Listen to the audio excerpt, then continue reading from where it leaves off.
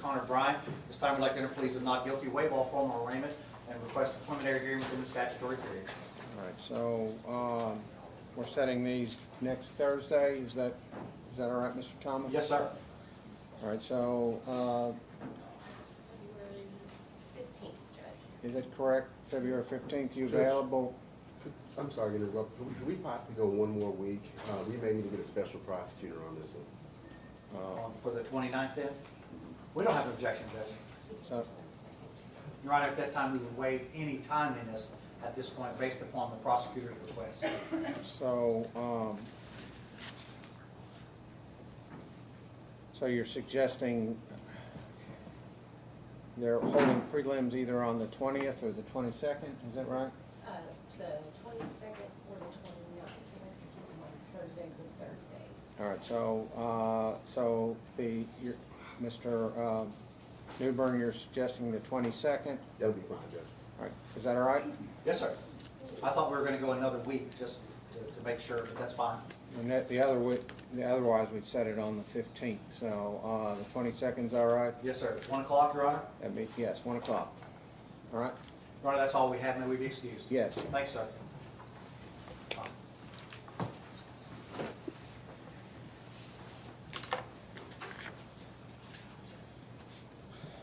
Commonwealth versus Kyle D. Cornell, 24M00002. Morning, Your Honor. This is Cornell approaching. Judge, I believe we have an agreement with the county attorney's office. All right, so Enter plea. Mr. Cornell is charged with fourth-degree assault, domestic violence, third-degree terroristic threatening, failure to notify address change Department of Transportation. And you have an agreement. What is the agreement? The agreement, he's going to plead guilty, Your Honor, to assault fourth degree, 90 days, servitude, credit for one, standard conditions, and then charges 2 and 3 are going to be dismissed. He's provided proof, Your Honor, on the address change. All right, so, and as far as the victim in this case, that's, we've consulted with the victim? I have, Your Honor. The other issues, just to comply with the terms of the domestic violence order, it was a 3-year no contact order. That's correct. So the terms are no further offenses, serve 1 more day, and comply with the domestic violence. Is there a domestic violence order in place now? There is, Your Honor. No contact for 3 years? Correct. I mean, the problem is that the CD's 2 years, right? So the last year, the CD will be off. Is that right? That's correct.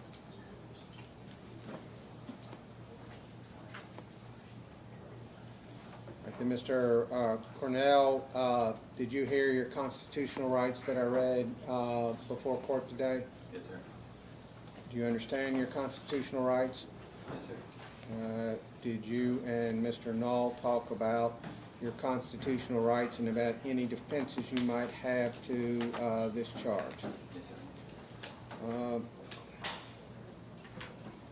Mr. Null, did you talk to Mr. Cornell about his constitutional rights and any defenses that he might have to this charge? I did, Your Honor. Then, Mr. Cornell, how do you plead to assault, fourth, domestic violence, minor injury? Guilty.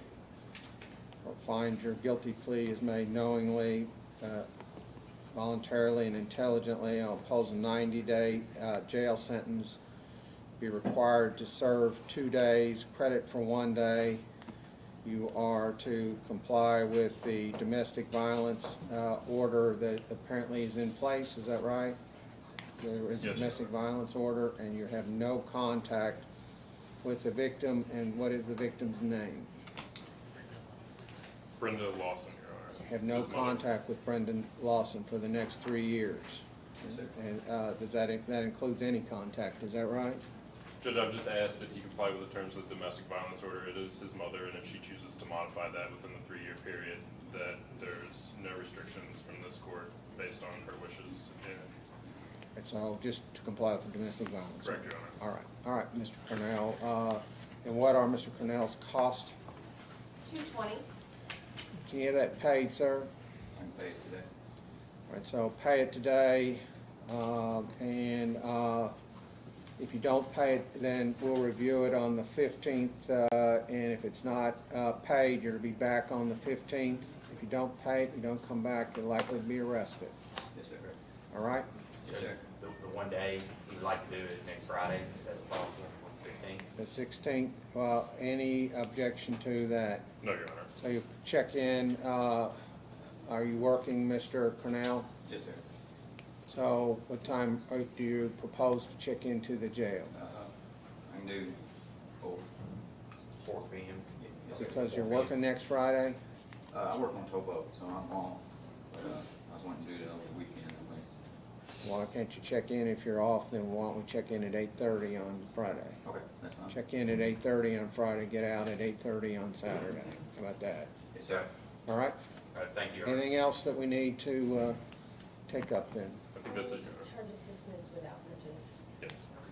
Terroristic, threatening, and failure to notify address change? All right. Is that right, without prejudice, That Mr. is, Your Miller? All right. All right, thank you. All right, thank you.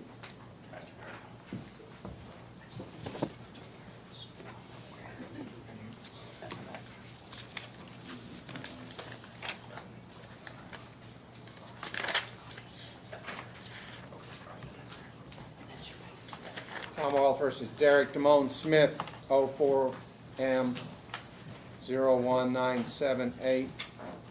Good morning, Your Honor. It's a case from 2004, dismissed for 2004. I think the Commonwealth has no objection. So there's no objection to that. So we have an order that's been tendered. So Commonwealth reviewed this order and there's no objection, is that correct? That's correct.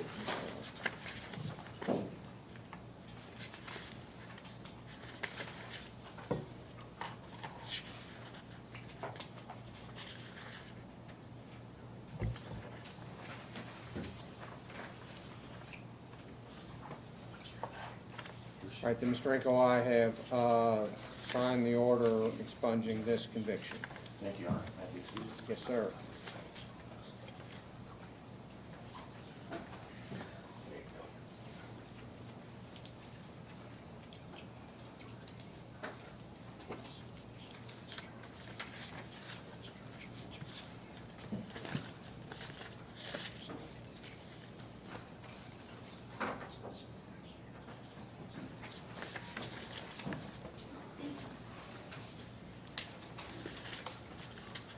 Commonwealth versus Martha E. Barton, 23M01677.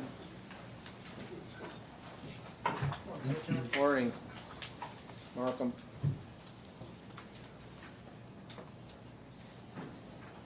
Judge, I asked for some store video from CBS, and I've been told they're gonna get it on Friday. Mr. Newber, are you prosecuting this case? That would be me, Judge, yes. So is that correct that the store video would be produced on Friday? That's my hope, Judge, yes. So then, Mr. And this is a old case. Yeah, it is. We've got the- October the 9th of 2023 was the arrest. Yes, sir, that sounds correct. So what you're wanting? What do you want to do, Mr. Markham? What you want to set it for a pretrial conference? I was gonna ask for a short continuance, just so I can get the video and look at that. The video is, Commonwealth has to turn that over if it's in their possession, but it's not really their job to go get it. That's a third party. But you're going to get it, Mr. Newbern? Yes. In other words, I don't know that it's your job to go get it, because that's not an agency of the Commonwealth, but if you get it, then you gotta turn it over, I think. That's correct. So, continue it then for 1 week. I think, sounds like something needs to be done in this from October. So, set it for then next Thursday, the 15th at 9 o'clock. I've got a mediation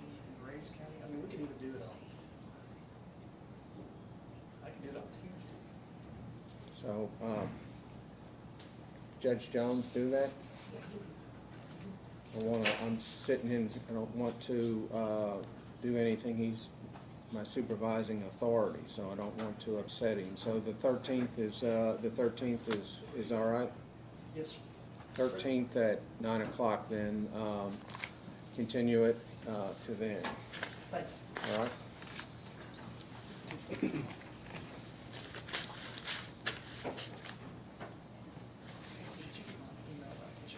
Commonwealth versus Tisha Yvette Lee, 23M02014.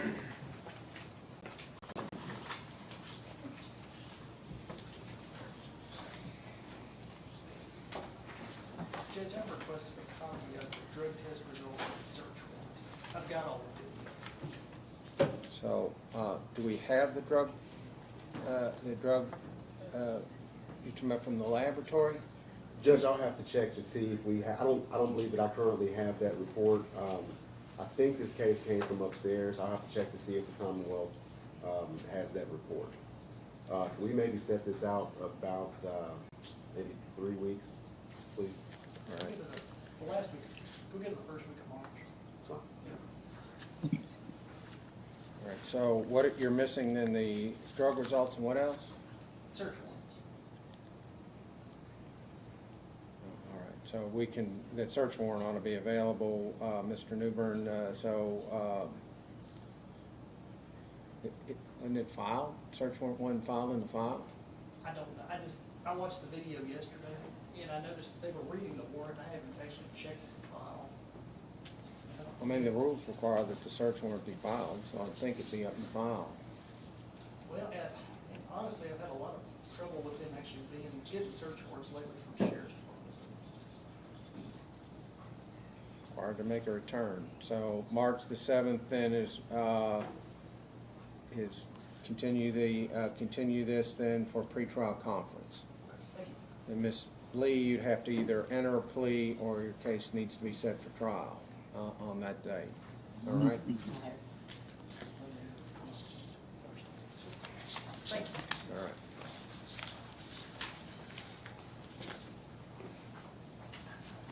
And we got the jail list. Is this it?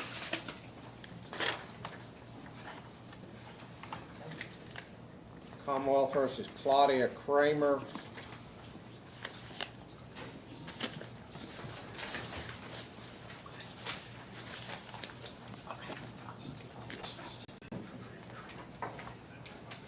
Judge, with Mr. Kramer's case, I'm going to ask if we can maybe continue this for 1 week to have her assessed for the SB 90 program. I think it's something that she could possibly benefit from. If she is assessed and chooses not to do that, I'll have an offer in 1 week. And so who would do the assessment? It'll be Ms. Grief. All right, so ma'am, can you get her assessed in a week? Yes, sir.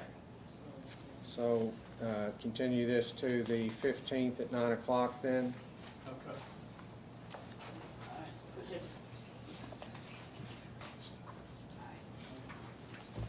Commonwealth versus Rasheed Jones. I believe we have an agreement here. All right.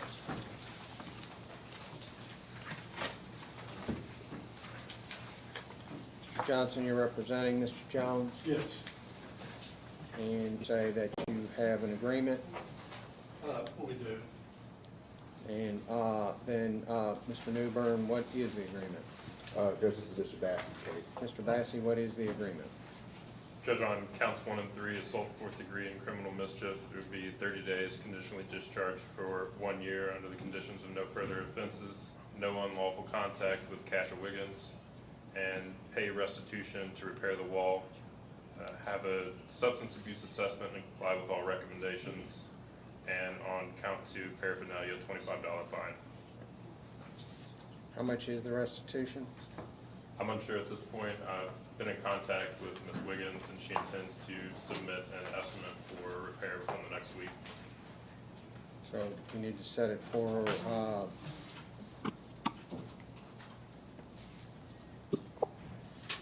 review so that Mr. Jones knows how much the restitution is, how much he's going to be making each month. Please, Your Honor, if we could set up a review on the 15th.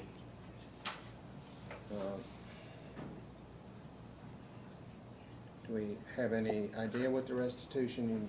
My understanding is there was a large hole in the drywall, approximately 2 feet by 3 feet, as well as a small hole caused by a door handle. Right, so,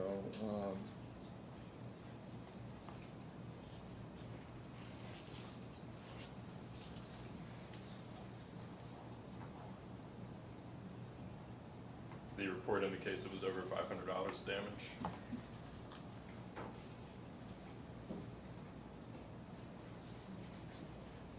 It's concurrent.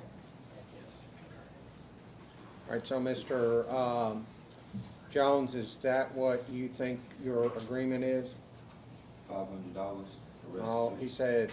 he said it's going to be at least $500. Yes, sir.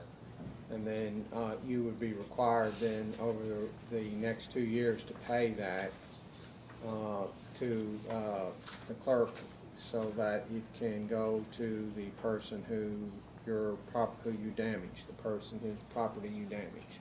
Yes, sir.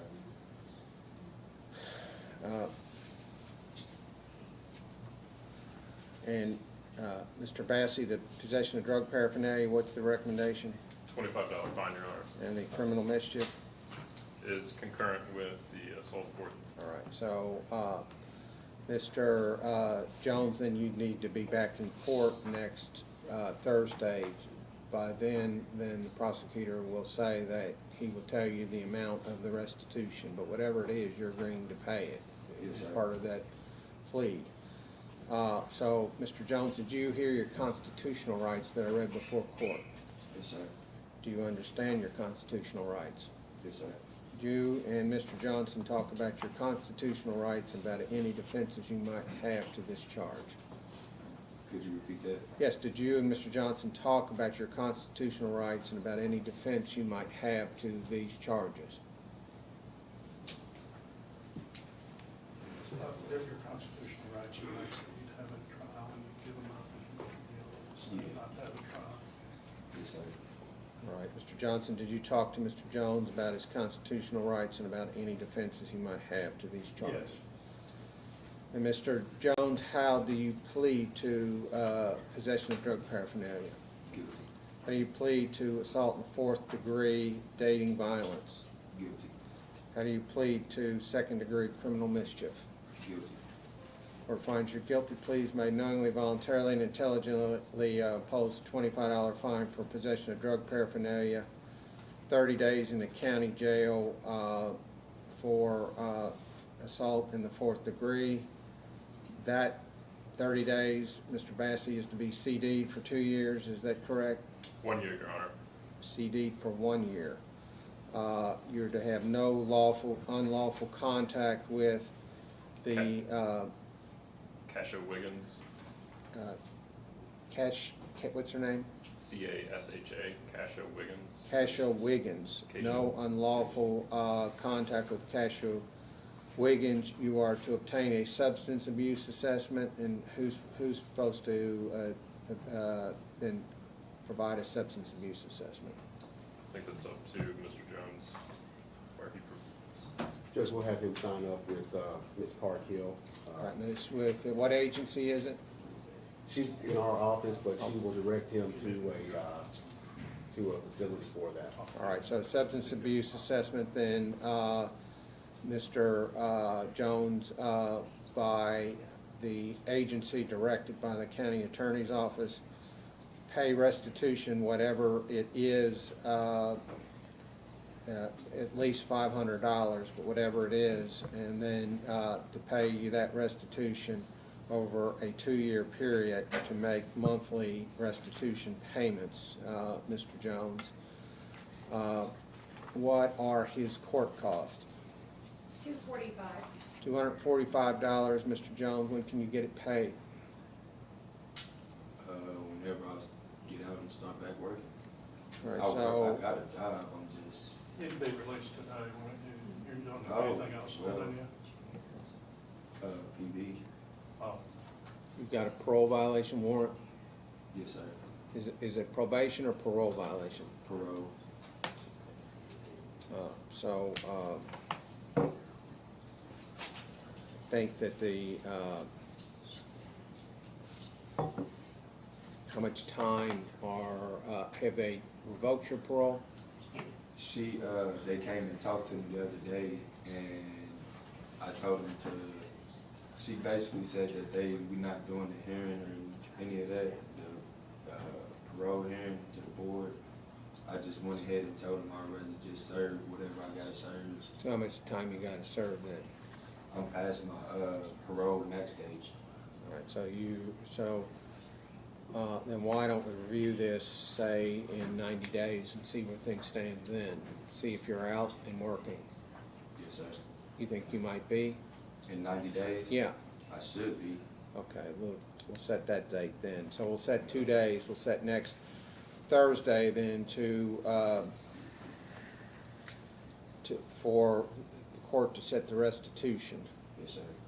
And for the court to set the restitution amount. And as far as the substance abuse assessment, how long will that take to do? We could set it out about 4 months or something. All right, so why don't we set then the court cost and the substance abuse assessment out 4 months? I'll set it all the same day to review, so 4 months from now. June 6th. June 6th, review the substance abuse assessment, whether he's paid his court costs or giving you an extra month, Mr. Jones. Yes, sir. Pay your court cost and for you to obtain the substance abuse assessment. And then next Thursday for the Commonwealth to tell, for the Commonwealth to find out how much the restitution is. Yes, sir. All right? Thank you. All right, is there anything else we need to talk about in Mr. Jones's case? No, Your Honor. All right, sir. Thank you.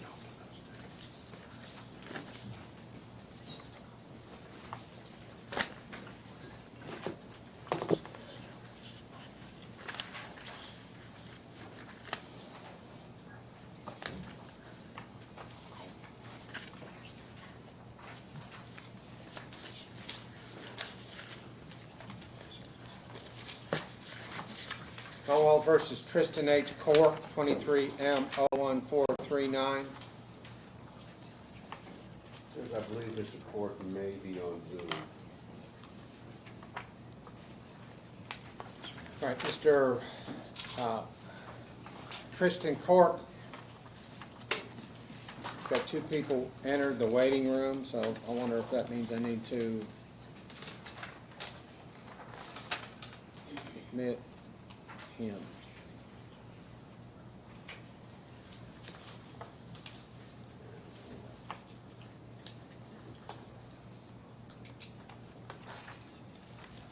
All right, so, Mr. Cork, now we've admitted you. You need to unmute your microphone. Can you hear me now, Mr. Cork? Yeah. Mr. Cork, can you hear me? Yes. All right, so then you are in treatment, Mr. Cork? Mm-hmm. So then what do we need to do in this case? Judge, with regard to call number 3, that is the case that he's actually at the facility for. I'd like to ask to set this matter out. I believe he'll be done with this phase of treatment by March 4th, I believe. If we can maybe set this to a date, maybe in the middle of March, to review it, please. All right, so middle of March is the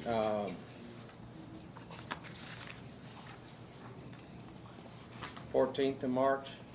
This will be fine, Judge.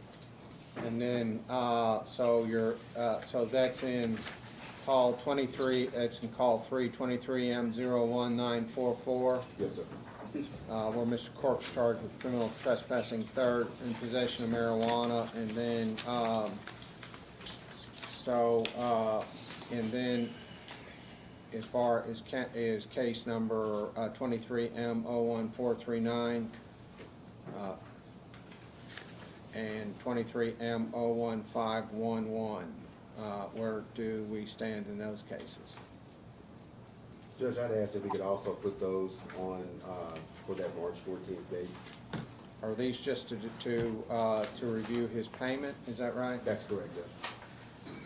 All right, Mr. Cork, then you need to be either in court or back online on the 15th at 9 o'clock to review the payment of your court costs and fines, and also to review the status of your treatment.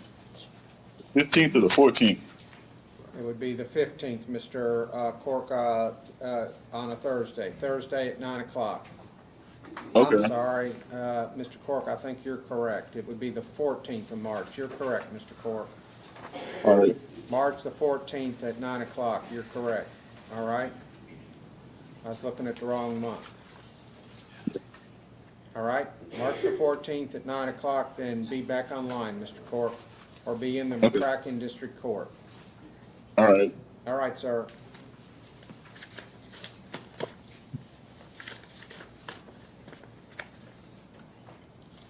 Commonwealth versus Kimberly and Medina.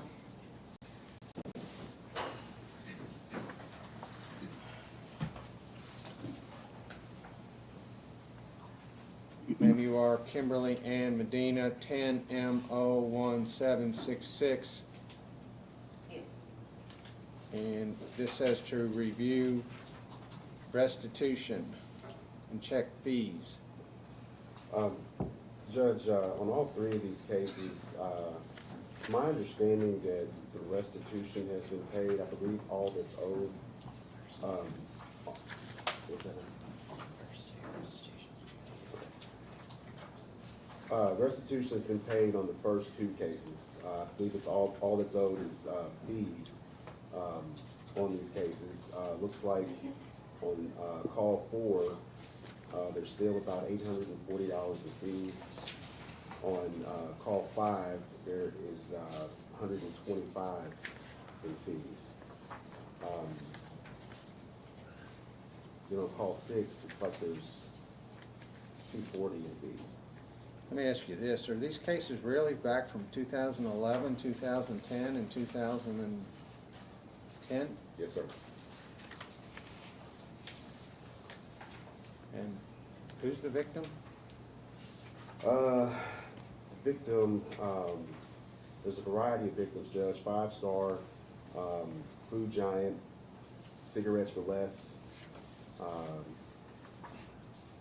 Yeah, I think that's all of them, Judge.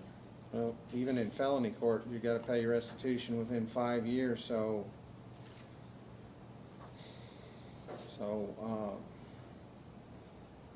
how has it been delayed so long? Judge, that's a good question. I really don't have an answer to that, Your Honor. Well, I'm really, because Not of the good. age of the case, I'd like to continue this and talk with Ms. Medina and also talk with Mr. Foster about a possible resolution of the case as far as the fees are concerned, if the court would be so inclined.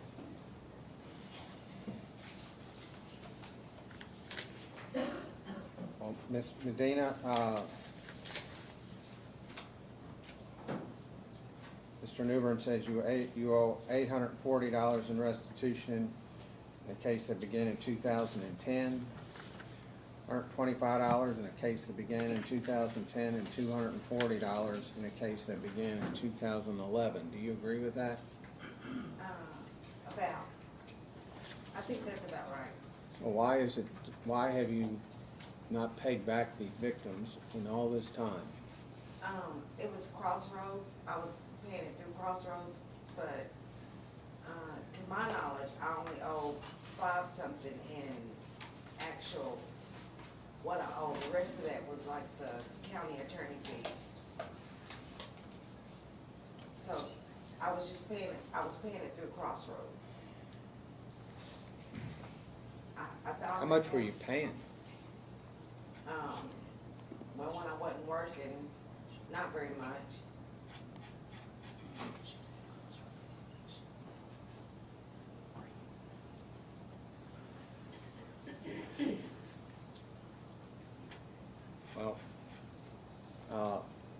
it's at least $500, so, according to your figures, so, seems like you need to start paying.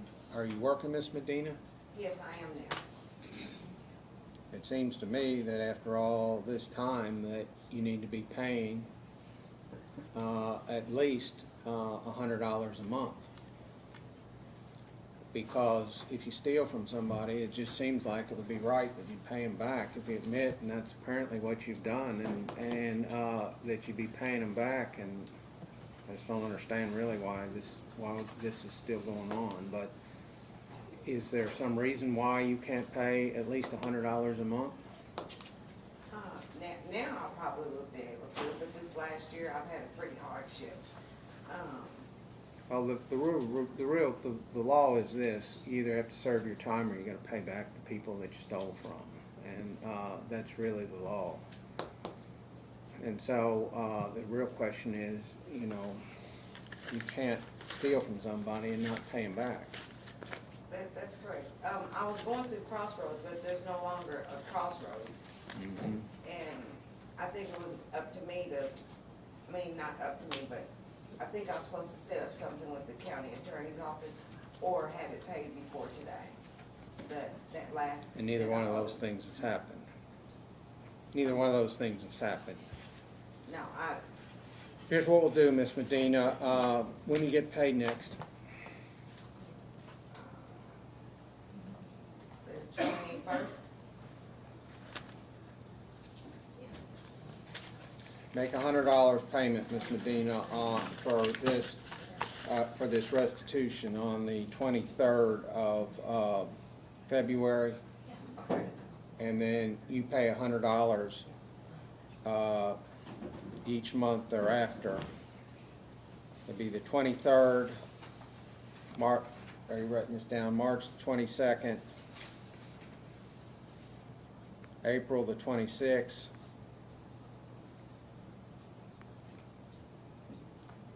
May the 24th,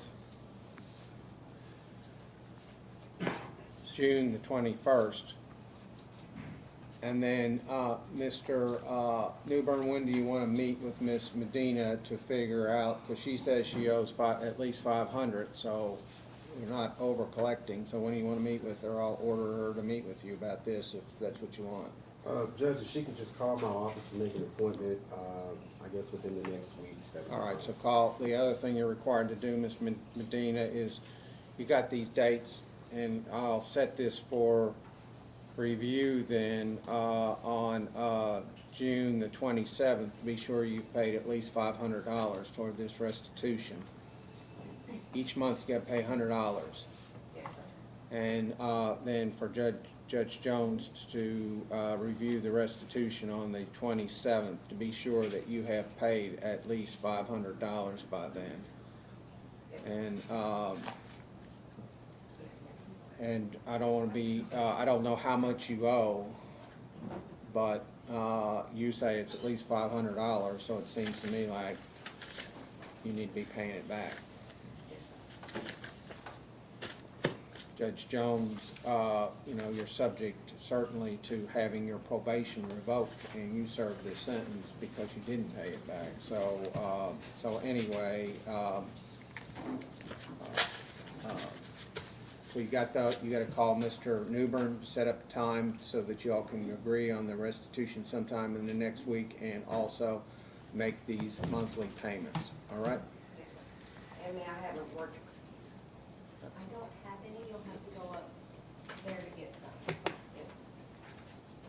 Oh, wait, I do have one. I'm sorry. We Got were one? out, so. You got one? Yep, I did. All right, so give her a work excuse.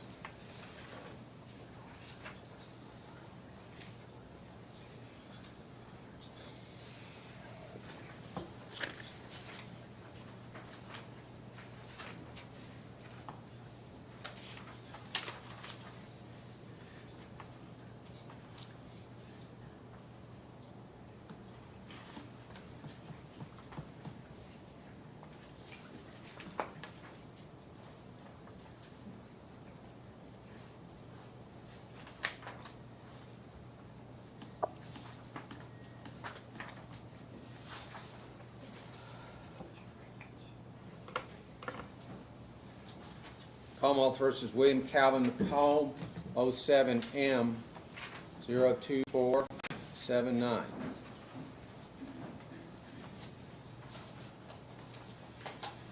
Judge, Mr. McComb did sign the acknowledgement of his court date today to review that restitution and his check fees. I believe he still owes $200 in fees.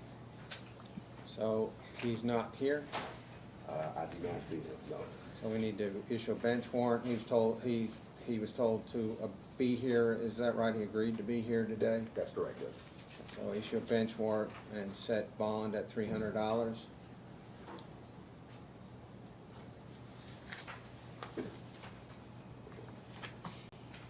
Ms. Garland, do you have a case here?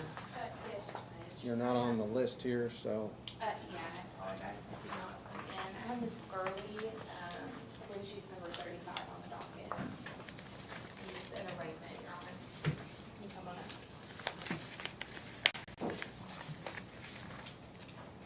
Commonwealth versus Kaya Marie Gurley, 24M00192. Yes, Judge, and I will acknowledge her identity, waive formal arraignment, enter not guilty plea, and request a continued first appearance. Right, so we'll call it a pretrial conference, I'm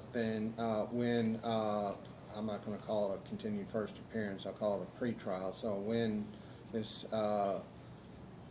Garland and Mr. Newbern, would you suggest?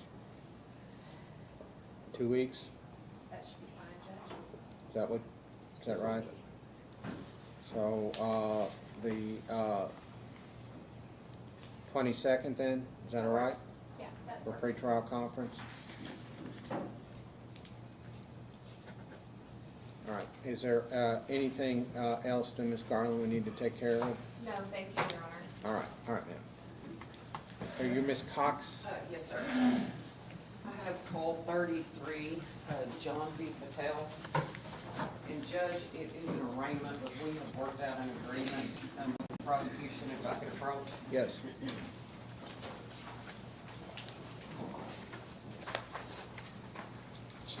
The Commonwealth versus Janie R. Patel, 24M00180. And, sir, you are Janie Patel? John, say it again? John B. John B. John B. Patel, and you're charged with false report of an incident to law enforcement, theft by unlawful taking under $1,000. So what is the deferred prosecution agreement then? Sir, count 2, the theft will be dismissed, and the false reporting of incident will be deferred for 6 months. And what are the conditions of the deferral?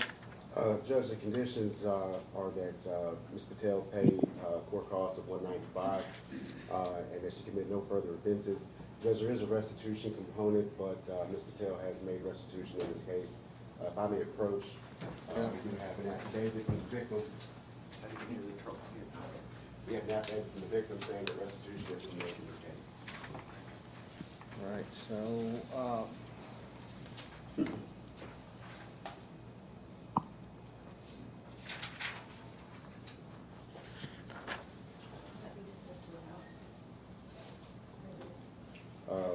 Once she completes, it'll be with. Okay.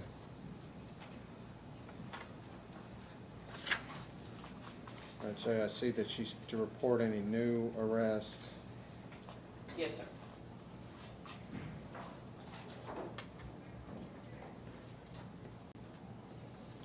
So then don't see, is there a specific report about don't commit any new offenses? Is that in Yes, sir, here? I believe it was on the first. I think it's on the front page, Judge.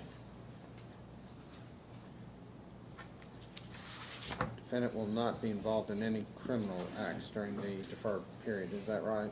Yes. All right, so, Ms. Patel, then we need to review this. Set a review date in 6 months.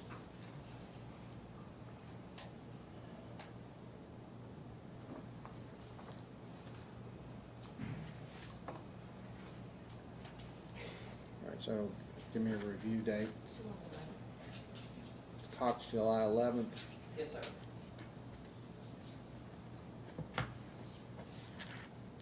All right, so then, Ms. Patel, you're to be back in court on July 11th at 9 o'clock to review whether or not you have complied with the conditions of the deferred prosecution.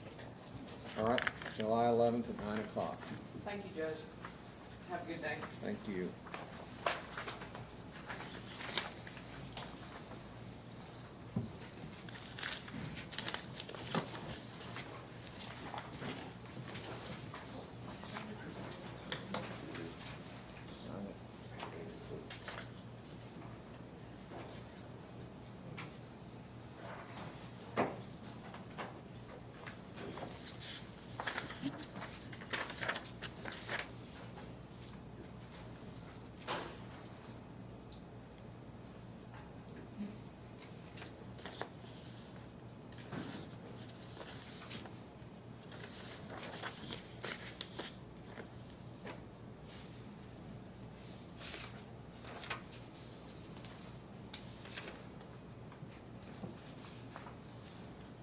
So we're on call number 8, is that Tremaine Montgomery? Commonwealth versus Tremaine D. Montgomery, 21M01113.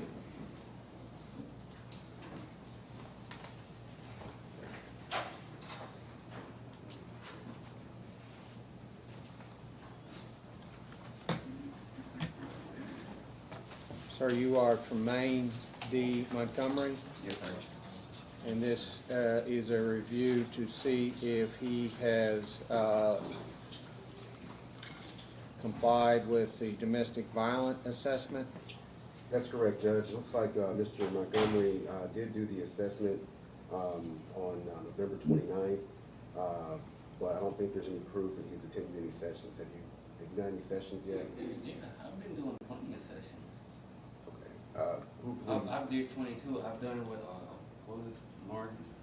Marty next door to where Crossroads is. I've done it 22. So do you have proof of that? What's that? Judge, could we, and Mr. Montgomery, I'm not doubting what you say. It's just that, our office just hasn't seen any proof of that. Judge, if we could maybe continue this to probably that 22nd date for him to bring in proof of his appointments. A couple of my last receipts. You can just bring our office, just proof that you've been doing these. That should satisfy this. So Judge, if we can maybe have 2 weeks for him to bring that in. All right, so is that what you need, Mr. Montgomery, or would you rather bring it in next Thursday?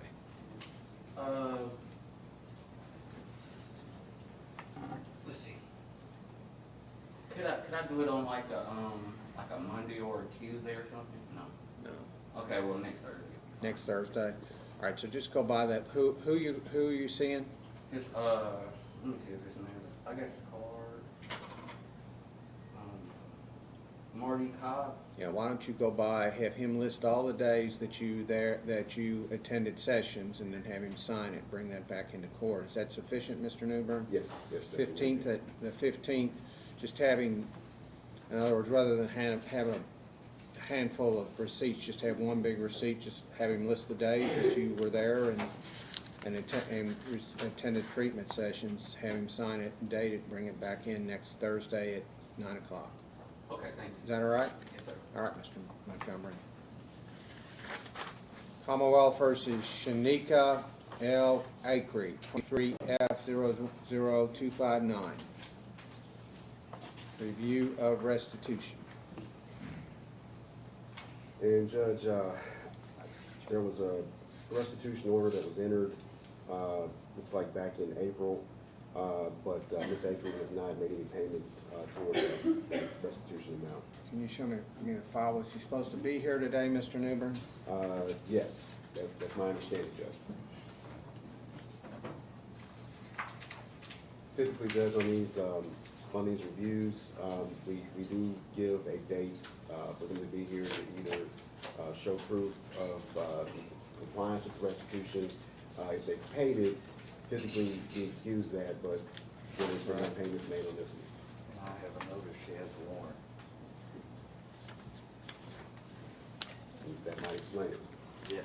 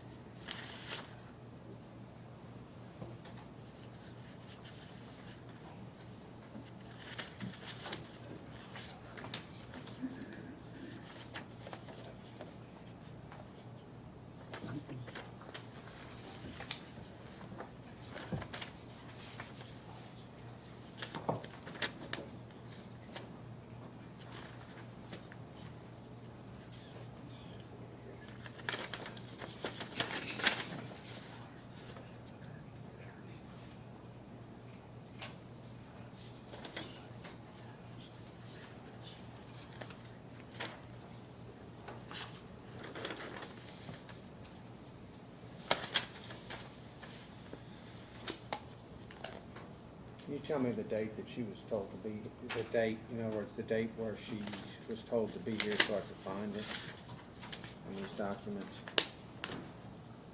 Like the last court date was March of last year.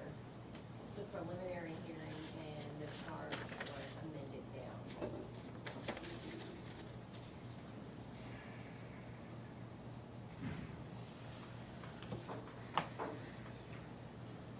Looks like she did treatment. And not proposed, Excuse me? looks like she was in treatment as well after that, but I'm not sure for how long. Looks like she went to Crossroads. Do not release until tomorrow. Mountain of Hope Recovery. 12 months, serve 10 days, 9 days. CD balance, go directly to treatment, complete Mountain of Hope. Pay restitution of $1,027 monitored by Crossroads. I'm just not seeing a return date. Mr. Newbern, you think there is a return date? Judge, typically there would be,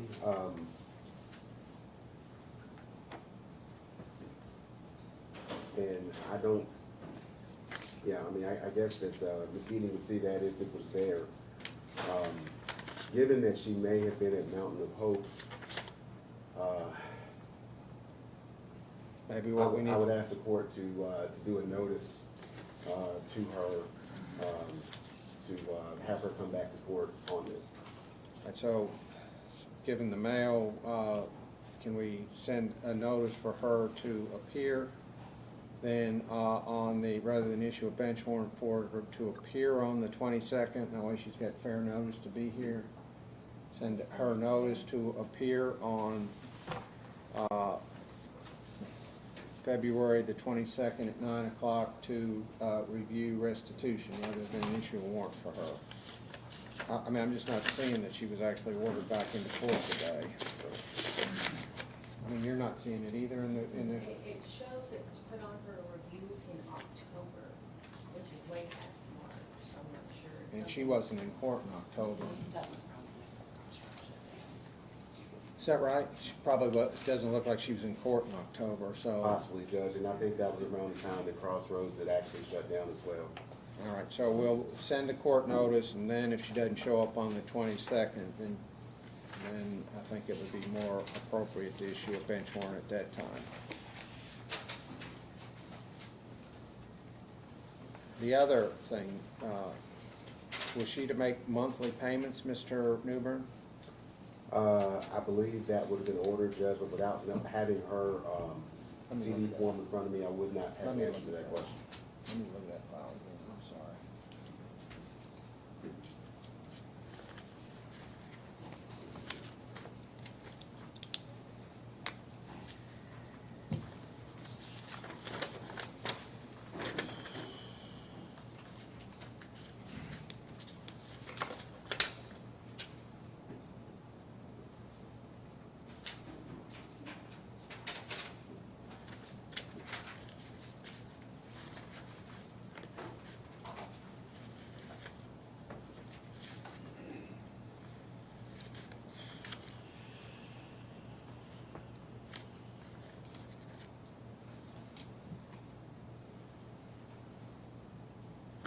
all it says is monitor through Crossroads. So I was gonna say you can move to revocable probation, but it just says monitor, doesn't say monthly payment, so I don't know that you could. So I'll just set it for review on the 22nd, then at 9 o'clock then, and if you'll send a court notice to her for her to appear. Commonwealth versus Harry Bilderback, 23M00684.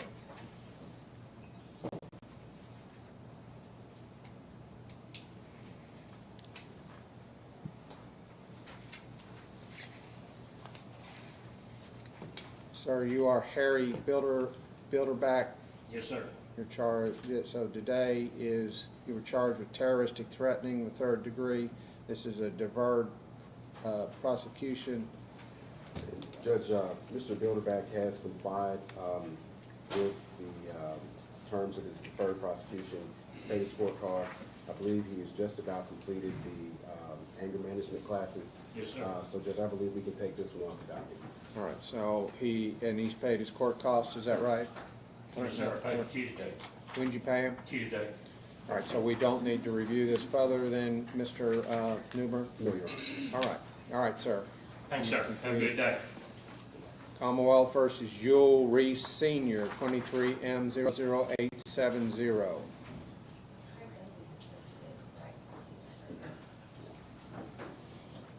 Yule Reese Senior.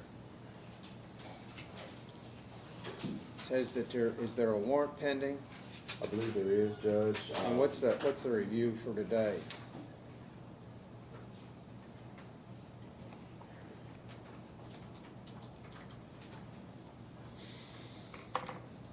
Continued from 12. For restitution would be your judge. This was, we paid $25 a month, and he has not taken any copies. And was he given note, did we send a court notice for him to appear today? There is no address on file to send a court notice. But it looks like his restitution was just put in January. So he is not paid $25 per month, is that right? He may be unaware of his court date, with us having no address. Was he in court when he was ordered to pay restitution of $25 per month? And he hasn't done that? No, he was not in court. He was originally in court in June, then put on for, a review in December, didn't show up for his in December. We were going to send notice, but had no address on file to send notice.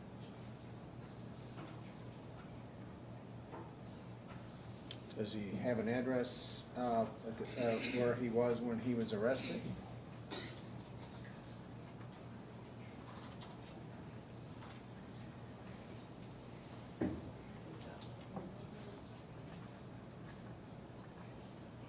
Yeah, I've got an address.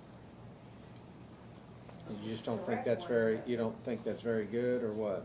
I'm not sure if it's the correct address, but. I mean, that's the only one you got, right? Yeah. It's from Mr. November. Newburn, what motion do you have? I mean, what she's telling me, of course, I don't know if this is correct, but he wasn't there when the restitution, $25 per month was made. He hasn't made it, and he's not aware of the day's date. And Judge, the problem that I have with that is the fact that we don't have a proper address to actually send him notice. I know that the rules say that all we have to do is send this to his last known address.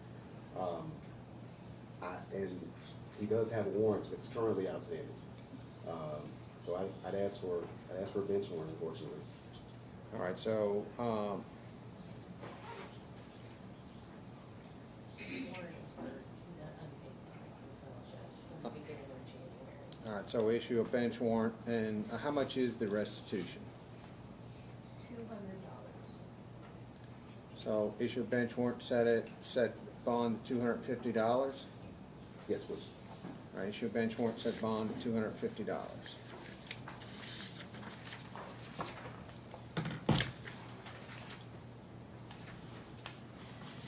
Commonwealth versus Tessa Marie Green, 18M01146. Judge, it looks like Ms. Green, I believe she has paid her court costs on this, so I've moved to dismiss as compliant. All right, so she has complied with the terms of the deferred prosecution, is Yes, that sir. right? Yes. All right, so then dismiss this case then with prejudice. Yes. Commonwealth versus Teresa Bressett, 23M01317.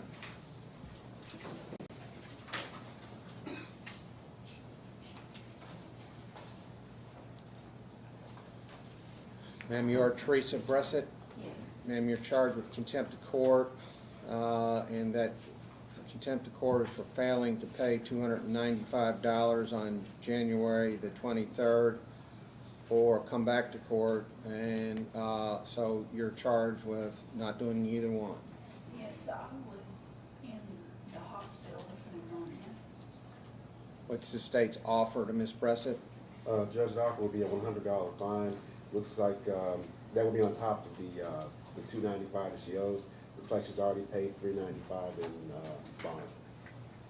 All right, so Ms. Bressett, then did you actually put up the bond? Yes.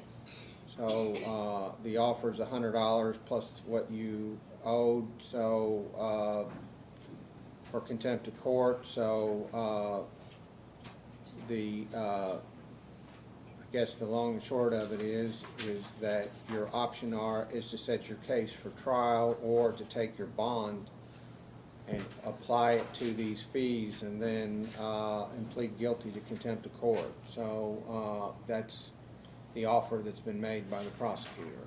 So which of those two do you want? I have no problem with applying it to what All right, so you want to go up there and do it right now, then come right back? You would go upstairs, apply your bond to the cost, the cost that you'd owed in the contempt of court, then come back with a receipt. I'll call your case back up and, I have a receipt where I paid the bond. That You have? was like $420. all right. Yeah, where you paid the bond, but the issue is that it was to get you out of jail. Now you need to pay to apply the bond to the court cost and to the fine for failing to appear. In other words, you got out of jail, you don't have to put down any more money, but the money has to be applied now to the court cost, because all that did was assure your appearance here today. Okay. And so you have to apply that. You have to go to the clerk's office, right upstairs, tell them I want to apply it to my costs and fines, and then come back down. I'll call your case, and if assuming you've done that, then that'll be the end of it. Is that right, Mr. Newbern? Yes, Your Honor. All right, so are you with me? In other words, that just got you out of jail. You don't lose it because you showed back up, but you would have to apply it to the cost and the fines that you were supposed to have paid before. Okay. All right, so. Bring the receipt back. Yes, ma'am, that's all you gotta do, and you gotta talk to somebody at the desk and tell them you wanna apply it to your cost and fines. The issue, Ms. Bressett, though, did you hear your constitutional rights when I read those to you earlier today? Yes, I did. And so, how do you plead to contempt of court then? Yes. All right, and I'll find your guilty plea is made knowingly, voluntarily, and intelligently, and assess a $100 fine. All right, so now we're good. You go up there, then come back with your receipt, and I'll call it back, all right? Okay. All right, ma'am. Thank you. Commonwealth versus James L. Golson, 23M01763. We have an agreement. All right. Judge, we're going to allow Mr. Golson to enter a deferred prosecution on this. The terms of that deferred prosecution, Your Honor, would be that he commit no further offenses, that he stay out of McCracken County 5 stars. 2 years, is that right? It's actually, this is a 6-month deferred prosecution, Judge. So stay out of, no further offenses for 6 months and stay out of McCracken County, 5 stars, is that right? That's correct, Judge. All right, Mr. Golson, then, is that what you want to do? You want to, that would mean that the charge would be dismissed at the end of 6 months with prejudice, is that right, Mr. Newbern? That's correct, Judge. And Judge, the other term was, the court cost in this case would be $195. So, Mr. Golson, do you want to, is that the agreement you think you reached with the prosecutor? Yes, sir. It would need time on the court costs. All right, how much time, Mr. Johnson? Judge, what we typically do is we set it out for 6 months. As long as it's paid within that 6 month period, we'll dismiss it. If it's not, Mr. Golson just needs to come back and ask for more time.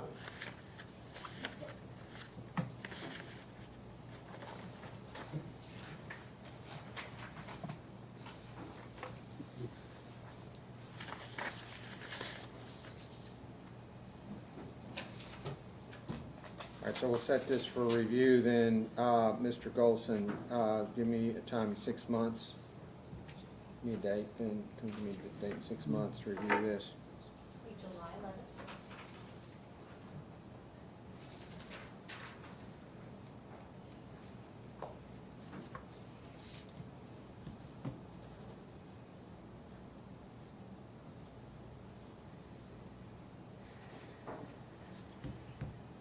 All right, Mr. Golson, then, have you read the deferred prosecution agreement? Yes, sir.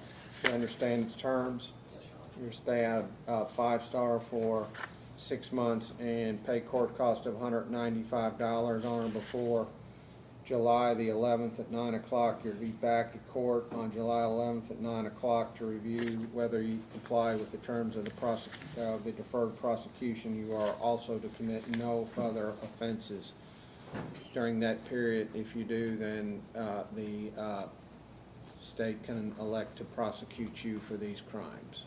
Yes, sir. Right. Is there anything else we need to cover, Mr. Johnson? No, Your Honor. Anything else we need to cover, Mr. Newbern? No, sir. All right, Mr. Golson. Commonwealth versus Timothy Hildreth, 23M01974.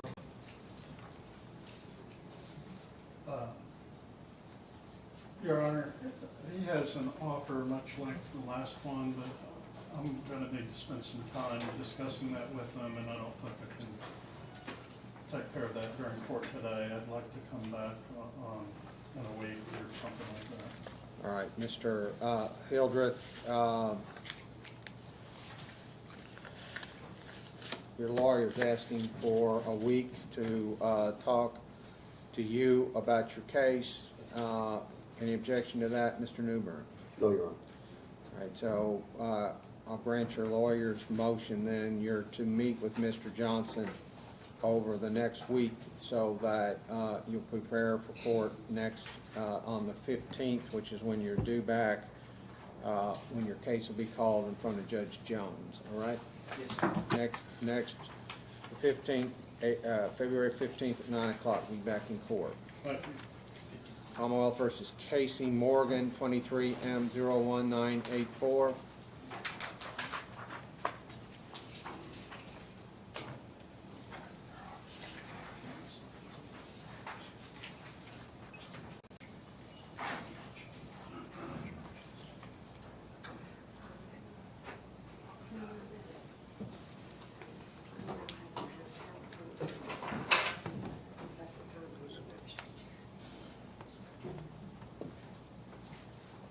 Your Honor, I need to ask for time to meet with her, is what I'd like to do. Have another court date. All right, so just like this happened, you were arrested on November the 30th. Yes, sir.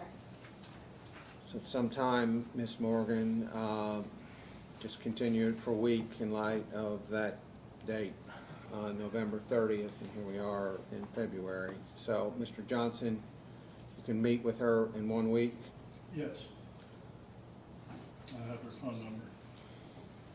All right, Ms. Morgan, you're to be back in court then 1 week it's not a continued first appearance, it's a pre-trial conference then. On that date, then you can either accept the state's offer, whatever the offer is, or you can set your case for trial on the 15th of February at 9 o'clock, all right, in front of Judge Jones. Pre-trial conference. Commonwealth versus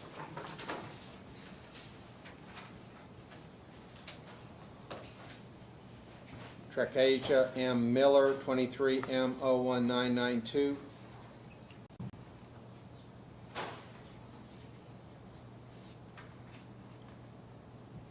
Tricasia Miller, 23 M 01992. Not here. Is she on Zoom? I don't think so. Nope. Not here, not online. Should bench warrant for? Judge, $250. Set bond at $250.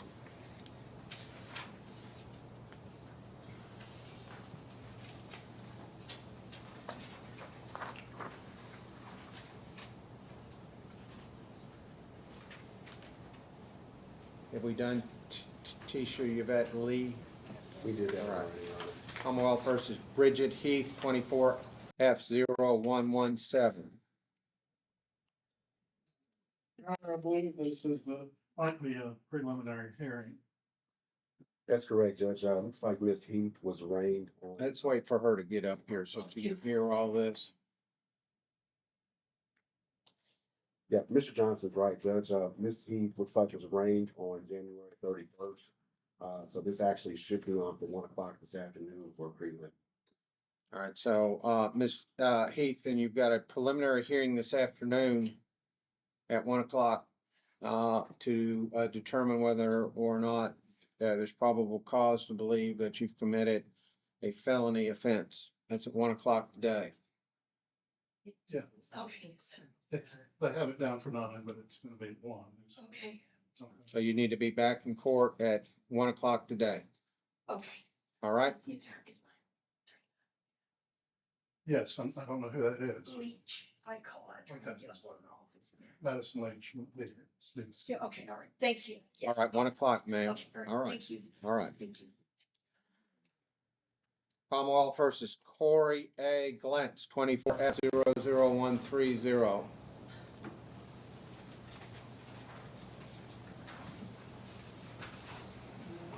Mr. Johnson, you're representing Mr. Glentz, Yes, and this is, it's on for arraignment. I think we're just getting the date today. all right, Mr. Glentz, you're charged with, you acknowledge his identity as Corey A. Glentz, I do. and you're going to enter a not guilty plea on his behalf, Yes, Your Honor. and he's charged with third-degree assault and disorderly conduct, and third-degree assault is a felony offense, is that correct? So we need to set this for preliminary hearing, Yes, Your Honor. and can we do it next Thursday, or do you need more time, Mr. Newbern?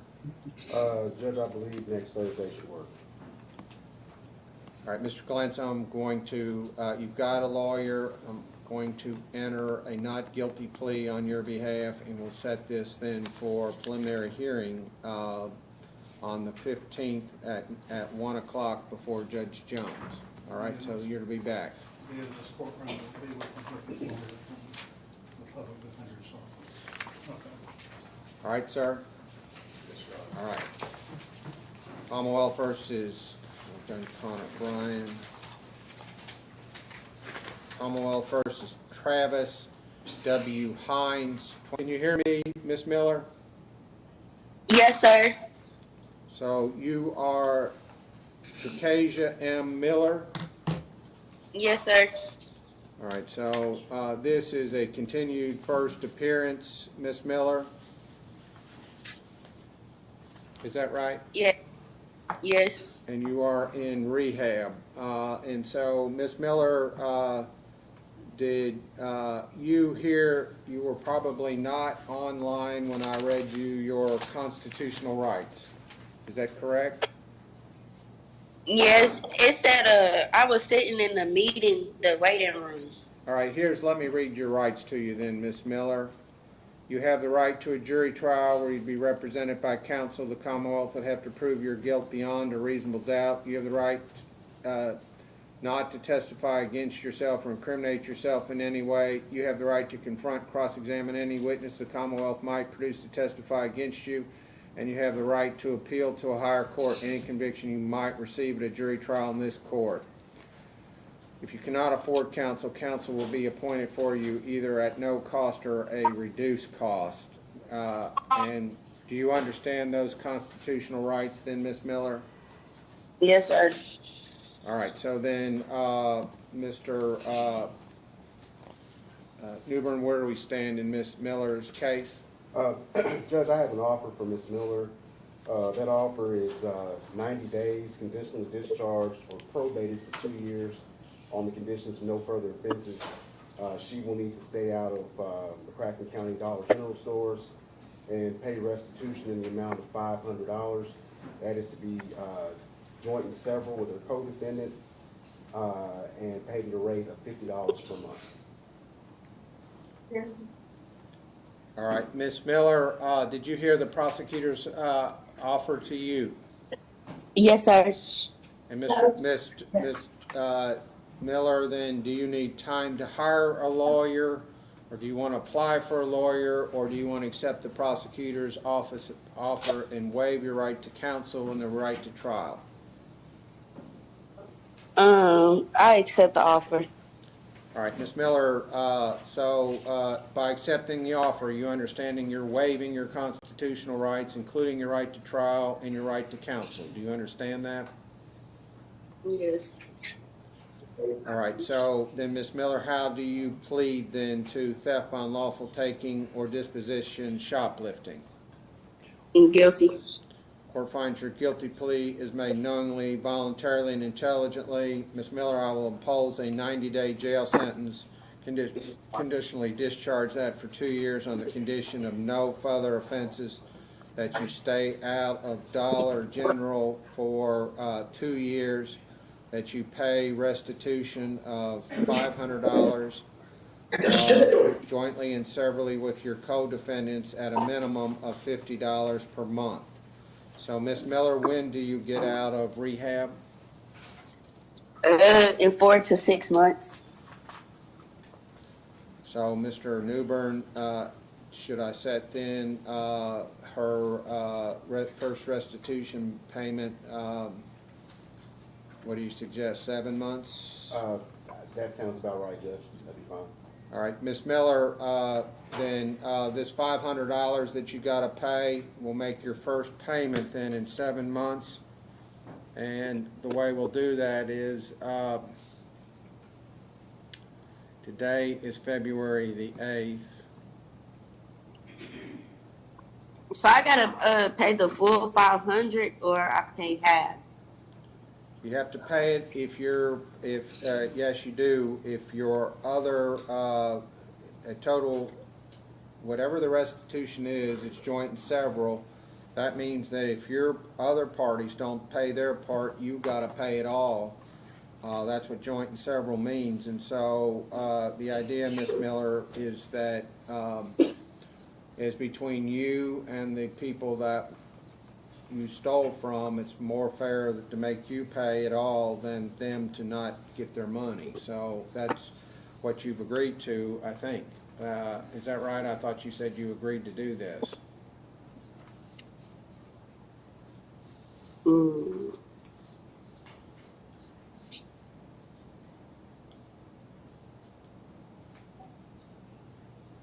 All right, so Ms. Miller, I'll order that first payment of $50 may be made then by the close of business on September the 13th. This September the 13th, and review this on September the 20th. I'm sorry, set this for review, then Judge Jones would have court on the 19th of September. review this on the 19th of September. What I'm concerned about is what happens if you don't complete treatment and you don't pay either. I think it does need to be reviewed. So September 19th, Ms. Miller, you're to be in court then. That should give you time to complete your rehab and also start making your restitution payments. Judge, could we also get an email address for Ms. Miller so we can send her the CD form, please? Yes. Ms. Miller, what is your email address? It's KAYYMILLER 2022 @gmail.com. Did you get that? You need her to say it again? I got KAYYMILER 2022 @gmail.com. It's MILLR. MILLER? Yes, like Miller. Okay, gotcha.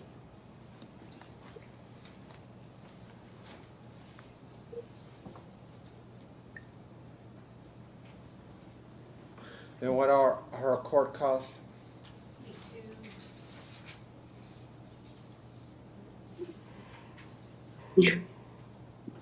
This Ms. Miller, you've got court costs of $195. I'll set those for review as well on September the 19th.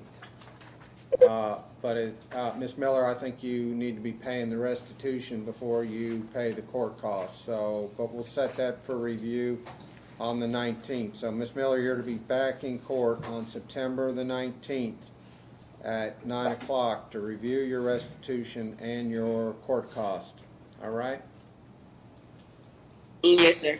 There's one other thing, Ms. Miller, that the prosecutor has brought up, which is that they're going to email you a form for you to read carefully the conditions of the fact that you don't have to go to jail. In other words, it's a 90-day jail sentence, and but they're not making you serve any of it. But in order to you are required then to complete the form so that you understand the conditions of the reasons why you don't have to go to jail. So when they email that to you, you'll need to sign it and have it scanned back to the prosecutor, all right? Okay. All right, Ms. Miller, you understand what I just said? I think you said yes, is that right? Yes. All right, Mr. Newbern, then we need to take anything else up in her case. No, Judge, I think that's all. All right, Ms. Miller, then don't forget about that court date and emailing this conditions of your conditional discharge back to the county attorney's office. All right, ma'am? Okay. All right, you can sign out then.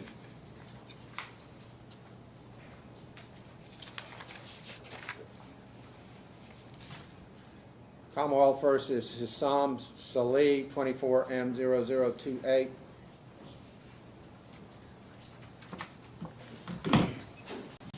Sir, you are Chafin King. Yes, sir.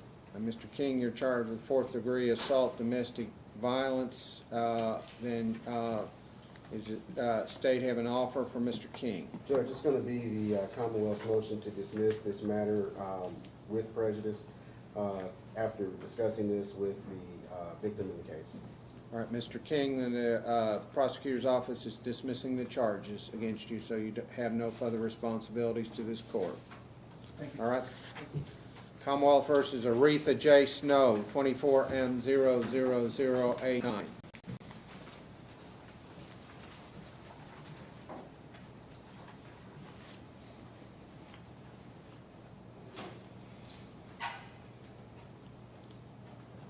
Mr. Johnson, you're representing Aretha Snow. Yes, Your Honor.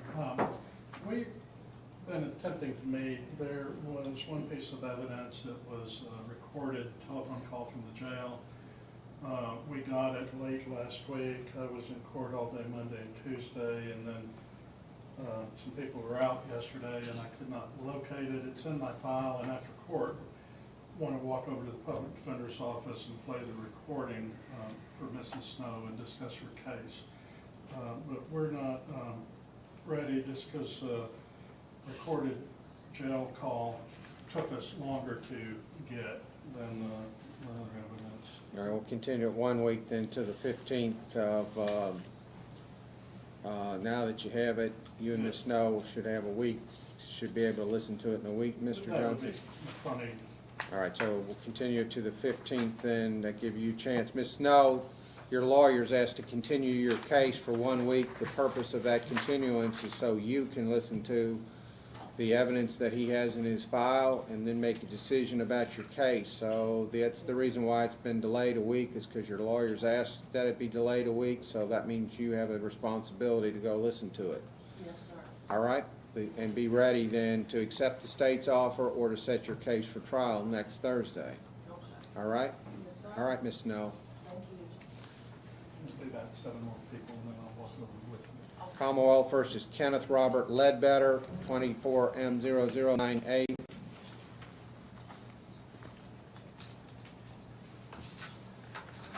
Judge, our office has to put this case on the docket today to modify bond conditions. I've had an opportunity to speak with the victim in this case. She's present in the courtroom, is asked to modify bond conditions to allow no unlawful contact. They do have a child in common. All right, so is she here? She is. All right, then why don't you come up, ma'am? Come on up, ma'am. You'd stay right there. What's your name, ma'am? Alicia Cooper. And so, Mr. Johnson, you're representing Mr.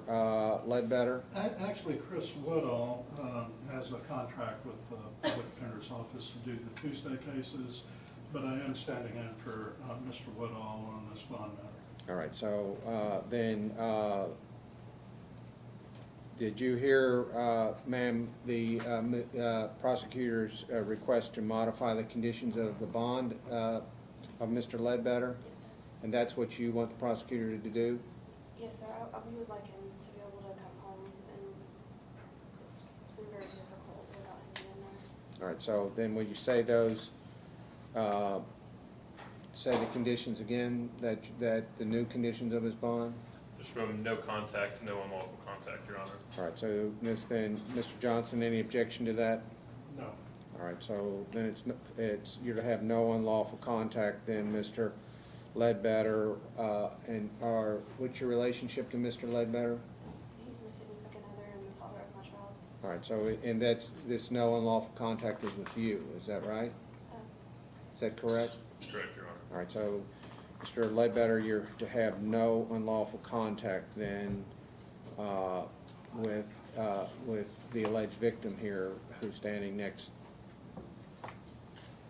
5 feet over. You understand that? Yes, sir. All right, sir. Anything else we need to take up and this is what you want, is that right, ma'am? Yes, sir.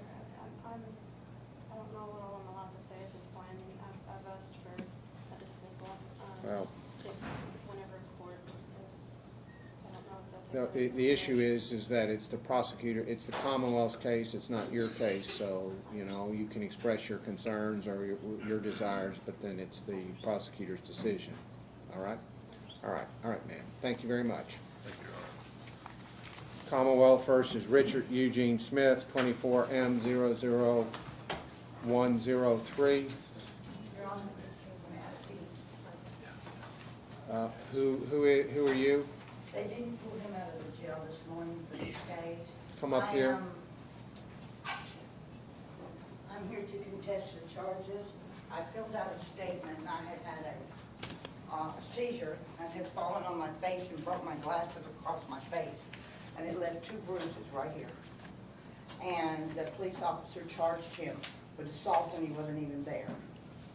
All right, so the issue is Ms. Smith, so that you're clear, I have no authority to dismiss charges against anyone before trial, so Well, I don't... I filled out an affidavit for the All right, county so, attorney's office. but today is set for arraignment, and so... Tomorrow, he has because of this charge, he has a probation violation hearing tomorrow. and because of this charge. And he shouldn't have never been charged with this charge. I don't know what to tell you, ma'am. I don't have any authority to dismiss charges against anyone without the prosecutor asking for it before trial. And I wasn't there. I don't know what happened. So today is set for arraignment. And so why wasn't he brought over? That's really Richard Eugene Smith. So that's really all we're going to do today. Judge, I attempted to contact Ms. Tidwell yesterday, but I don't believe we have a good phone number for her. So if you want to wait a moment after court, I'll take an opportunity to talk to you if you have time. It says, Is he upstairs? That's why I didn't have him here. No, he's not upstairs. He has circuit court this morning, ma'am. No, ma'am, it's tomorrow, and I've already talked to the circuit court clerk. I've already talked to the district court clerk. I've already been to the jail. I've covered all the bases, ma'am. all right. Bonded out on this case? It's OR, but he is, has a probation hold on him. All right, so you can have a seat then, ma'am. That's all, that's as far as we're gonna go today. So can we, where is he? I was just gonna ask you a different question. I'm sorry, sir. Where is Richard Smith? That's the Well, I question. have a Richard Smith In the jail? You want me to? Richard E. Smith? Yes. Get him? So, well, I don't wanna, how quick can you get him? We're not too far. We could continue it till 1 o'clock. We can bring him over at 1 o'clock. Bring him over at 1 o'clock. Okay. All right, let's bring him over and we'll arraign him at 1 o'clock. Commonwealth versus Kushan T. Walker, 24M00141. Your Honor, I just wanted to, the lady stopped me as I was leaving, said she's about to pass out, she's sick, and she wanted me to see if you would see her, but if not, I understand. I'll call her back in Yes, just a sir. minute. Okay. Thank sir. you. All right, sir, you are Kushan T. Walker? Kushani. All right, Ms. Walker, then you're charged with assault in the 4th degree. And what is the, what's the offer to Ms. Walker?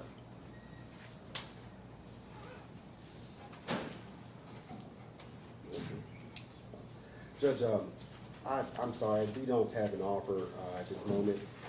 If we could set this out to your 22nd docket, I believe we should be able to extend an offer at this point, at that point. All right, Ms. Walker, then prosecutor's asking to continue your case to the 22nd of February at 9 o'clock. And so I will continue that till February the 22nd because they said they cannot make an offer to you today. They don't know enough about your case. Ma'am, did you hear me read your constitutional rights before court? Yes, sir. And those, do you understand those constitutional rights? Yes, sir. Those constitutional rights include the right to counsel and the right to trial. So, Ms. Walker, if you cannot afford counsel, then I would appoint counsel. So I would either urge you to have counsel with you on the 22nd or to apply for the appointment of counsel before the 22nd. You would apply for counsel by filling out an affidavit listing your income and expenses. So, but your hearing is continued to the 22nd of February at 9 o'clock, all right? So that's when you're to be back in court. Okay. All right, ma'am? You have any questions about anything? No, sir. All right, ma'am. 22nd then. Thank you. Shake and bleed. You don't owe anything. They dismissed your case, so therefore you don't have court costs. Oh, so that's different. You'll have to ask for the bond to be returned on that. I'll have to fill out a slip and I can get that ready for you. Okay. Commonwealth versus Teresa Bressett.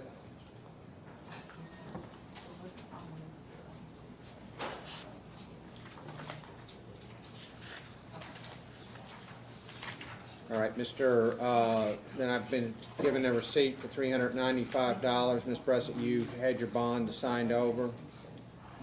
If there's any reason, then she's had her bond signed over. She pled guilty earlier to contempt of court and also paid her costs. Any reason, then, Mr. Newbern, for her to stay here? Please. All right, ma'am, you're free to go. Let's give you back your receipt, all right? All right, ma'am. All right, ma'am.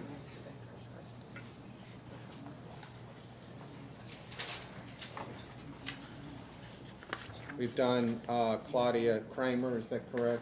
Yes, we should be on call 34. Commonwealth versus Juliana G. Starks, 24M00184. Juliana G. Starks. Not here, Mr. Newbern. Judge, I'd ask for a bench warrant, $250, please. Your bench warrant set bond at $250.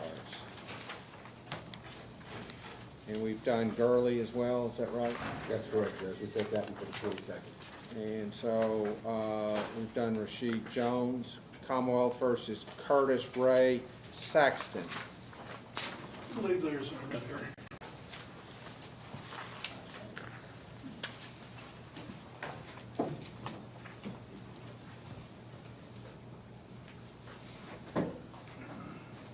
I am Curtis Ray Saxton. Judge, the offer to Mr. Saxon today is 30 days conditionally discharged for 1 year on the conditions of no further offenses and a $100 fine. All right. Mr. Saxton, is that the agreement that you think you've reached with the prosecutor? Yes, Your Honor. And you want to accept that? Yes, Your Honor. Did you hear your constitutional rights that are read before court? I got caught up in traffic. I wasn't here, but I'm aware of my constitutional Yeah, rights. they are right here, they're printed. Here, Mr. Saxton, let me read these to you. Yes, Your Honor. You have the right to jury trial, would be represented by Mr. Johnson, and the Commonwealth would have to prove your guilt beyond a reasonable doubt. You have the right not to testify against yourself or incriminate yourself in any way. You have the right to confront, cross-examine any witness the Commonwealth might produce to testify against you, and you have the right to appeal to a higher court any conviction you might receive at a jury trial in this court. If you cannot, do you understand that you have these rights and give up all these rights by entering a guilty plea? Yes, Your Honor. All right, so did you and Mr. Johnson talk about your case, Mr. Saxton? Yes, Your Honor. And did you talk about your constitutional rights and any defenses you might have to these charges? Yes, Your Honor. All right, so how do you plead, sir, to violation of Kentucky EPO, DVO? I'd like to enter a guilty plea, Your Honor. All right, the court finds your guilty plea is made knowingly, voluntarily, and intelligently. I'll impose a 30-day jail sentence, CD that for 2 years on the condition of no further offenses, no further violations of the Kentucky EPO, DVO order, and pay a $100 fine. What are Mr. Saxton's court costs and fines? Judge, to be clear, it was 1 year conditional discharge.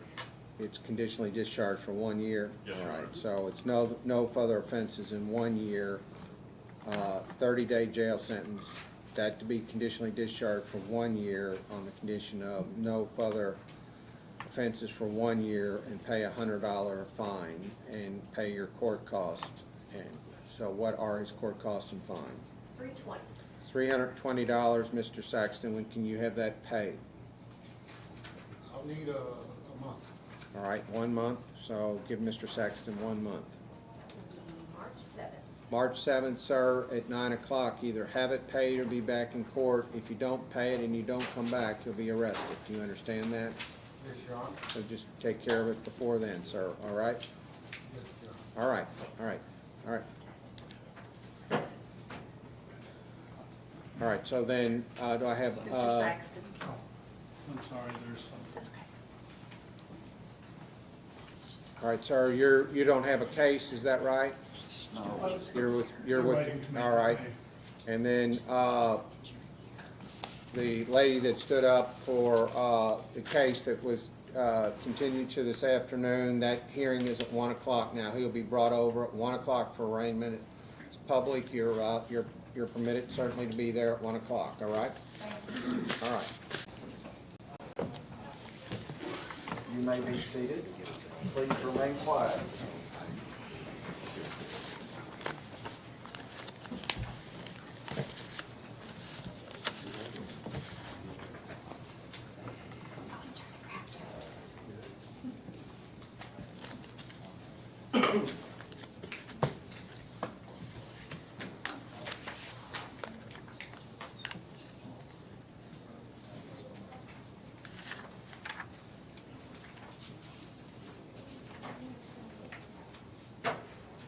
First case on the docket is Commonwealth versus William Ellis Grant, 23F00837.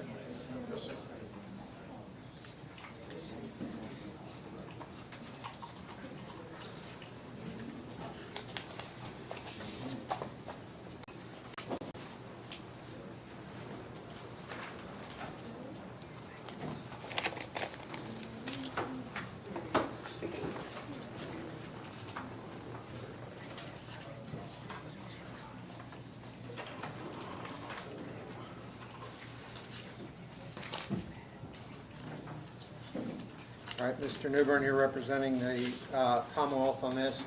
That's correct, Your Honor. And Judge, my witness is Officer Kendrick. Well, first thing I need to know is who is representing Mr. Grant? I believe that Mr. Grant waived representation. Sir, last week I was in front of a different judge, and he said that he had an offer for me this week. I either have the same prosecutor or the same judge that was going to make me that offer for misdemeanor charge. And now I don't know what this is about. I have no idea. No. I wasn't here. I don't know what they told you, but I don't make offers. I'm just telling you what I was told, sir.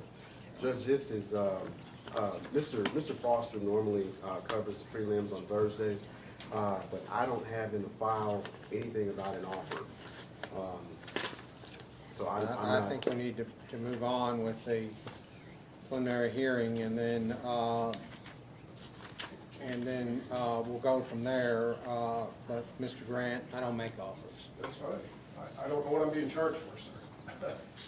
Well, you're being charged with first-degree criminal mischief, first-degree wanton endangerment, second-degree disorderly conduct, and this case is, today's hearing is to determine whether or not there's probable cause to believe that you have committed the felony offenses. And so, Mr. Grant, my concern is that you don't have a lawyer and you are in jail. Yes, sir. Which would, it says you declined the public advocate, and so I requested to hire my own attorney, sir, actually, is what I requested. yeah, and so, but your own attorney's not here. Until I get out of here, I have no access to my funds, sir, and I cannot hire an attorney until I at least get bail credit to leave. I've been here since August in Valley County. They granted me bail credit and then didn't let me leave, so. All right, so we're required then to hold a preliminary hearing in this case, and you have declined. You have declined counsel, is that right? No, sir, I haven't. Mrs. Riley actually represented me, is supposed to be representing me in Ballard County, but I've never seen her, met her, talked to her, still waiting. I have two calls into her and never received a call back. As of last week to this week. Docket says that Mr. Graham has declined counsel, and this Judge Jones has said bond amendment, and that you specifically have declined counsel. And so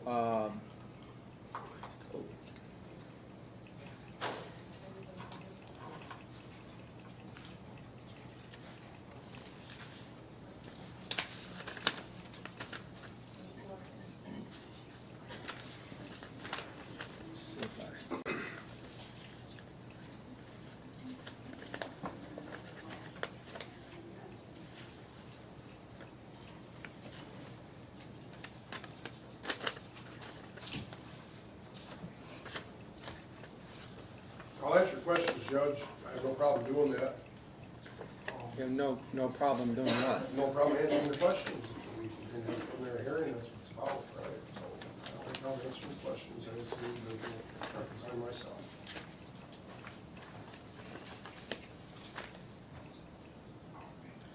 Yeah, it says on the 25th of January, that you declined the public advocate. And so,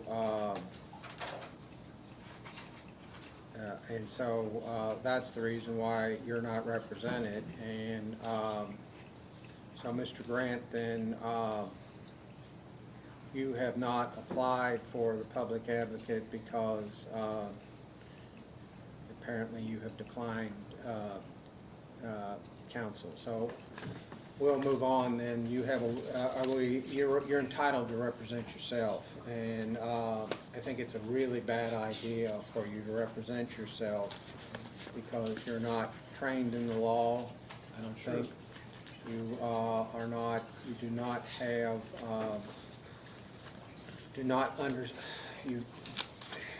because you don't have that training and you are facing felony offenses. But I can't make you apply for a lawyer, and so in light of the fact that you declined and waived your right to counsel, then at least at this proceeding, then I think we need to move on. So you've got a witness. I do, Judge. Call Officer Kendrick. Officer Kendrick. You swear to tell the truth and nothing but the truth? I do.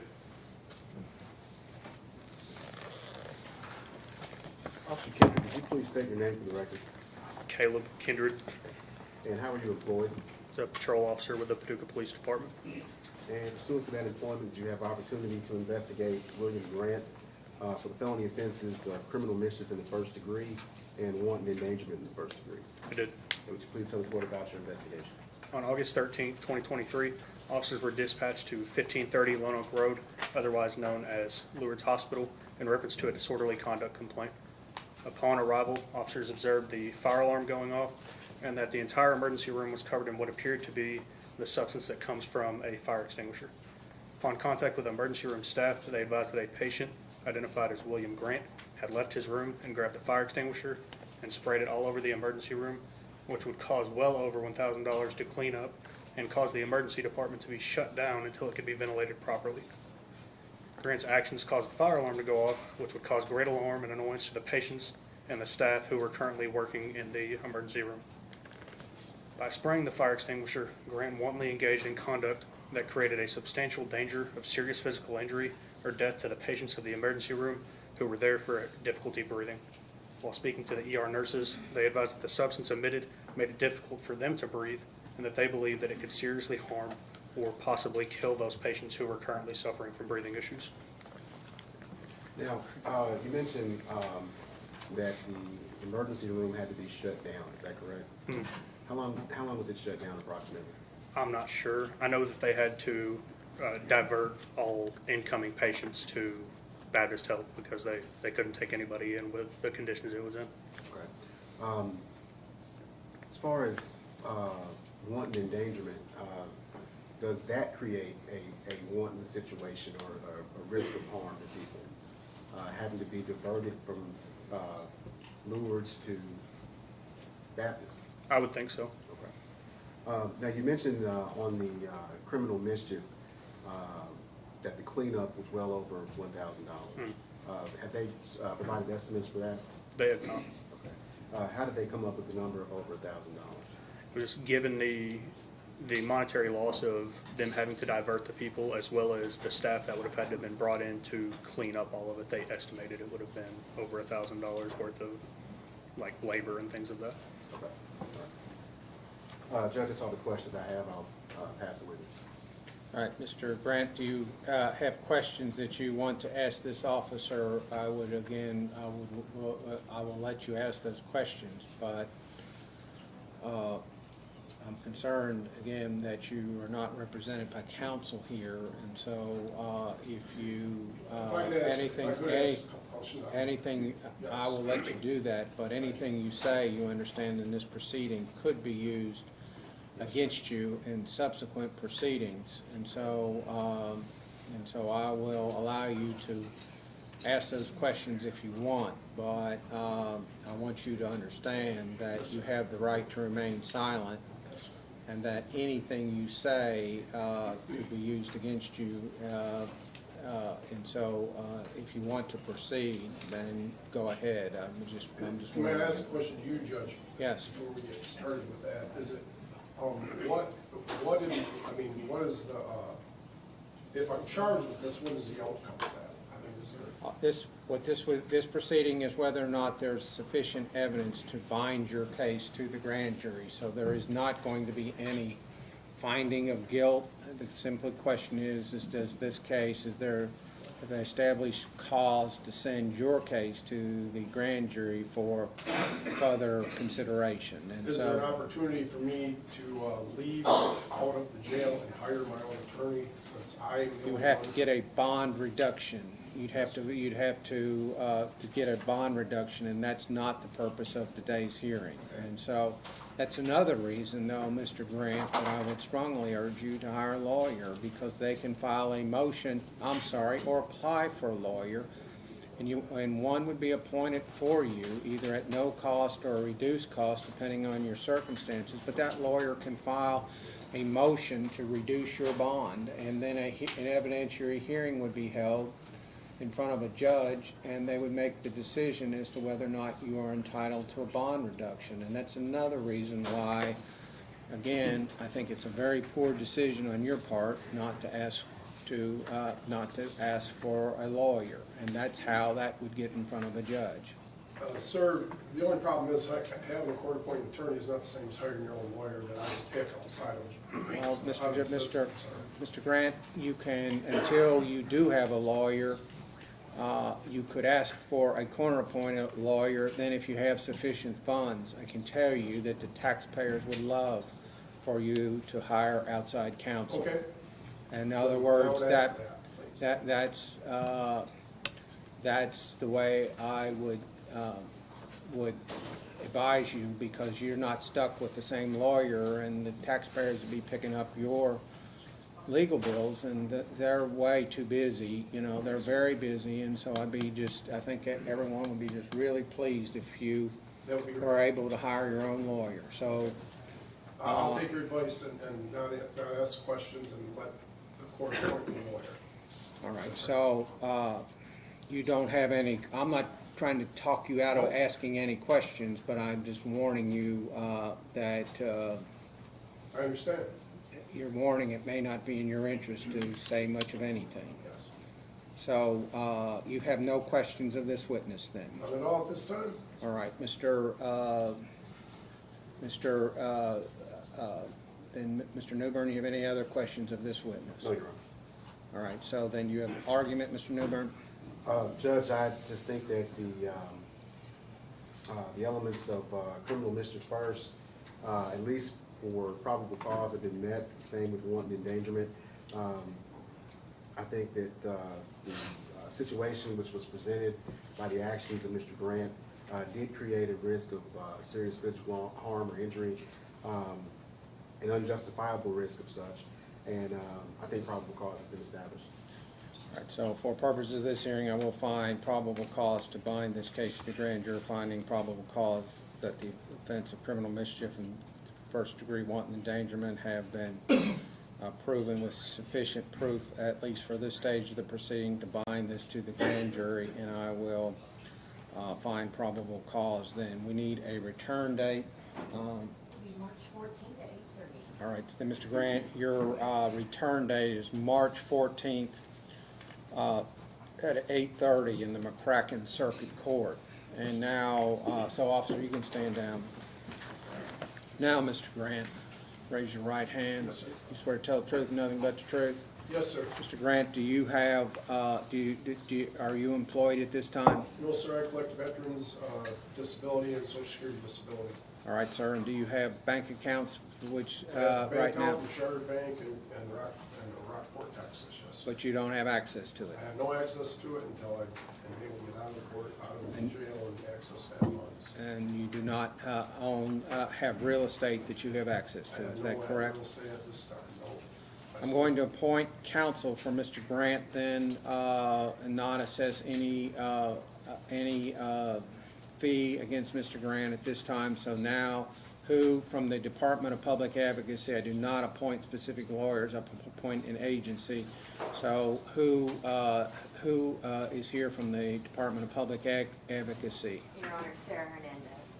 All right, Ms. Hernandez, then your office is appointed to represent Mr. Grant, and no fee will be assessed against Mr. Grant. And you've heard his desire, we're not going to address bond today, but you've heard his desire for you to file bond motion. And so I'm finding probable cause to bind this case to the grand jury, but your office is appointed to represent him. Thank you, Your Honor. So you need to, I guess you can talk to him. All right? Thank you. All right, anything? Yes. Just to let you know, he was granted bail credit on this last one. All right. No problem. Thank you. Mr. Grant, Yes, the clerk is telling me, and I don't know if this is correct, that you were granted bail credit by some prior judge. So Yes, that sir. you're not actually being held on this charge in this court you're apparently being held in as a Ballard result County, sir. in Ballard County. Ballard County had granted me bail credit, but twice, but the corrections officers didn't let me go, and I'm supposed to confront the judge tomorrow again. So it's not this court that's even No. holding you? No. All right, so even filing a bond motion is not worth anything for you because you've got bail credit in this court. So I'm basically free to go if the other court lets me go to hire my own attorney. What it sounds like, Mr. Grant, I haven't reviewed your file enough to know if that's accurate, but that's what I've been told. Could I still talk to her, possibly represent me? She is your lawyer. It's not, could you possibly, she is your lawyer. Are you clear? She is your Yes, sir. lawyer. Or her agency is your lawyer, all Her name right? is- Thank you, sir. He's been charged with failure to appear, I assume that's because he was in the Ballard County Jail? Yes, Judge, we'll move to dismiss that charge. All right, we'll dismiss that charge, failure to appear.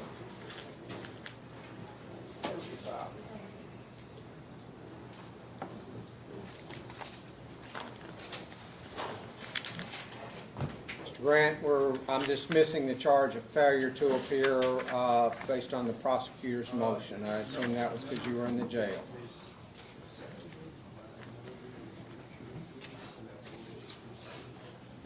Commonwealth versus Timothy H. Jensen, 23 F01256.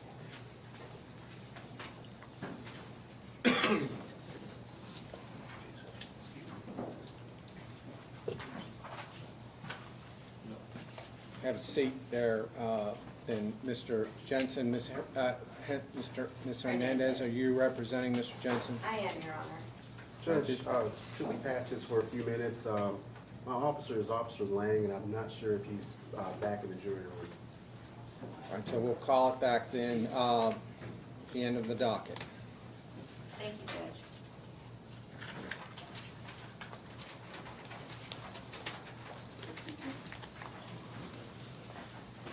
Commonwealth versus Austin Sharp, Austin.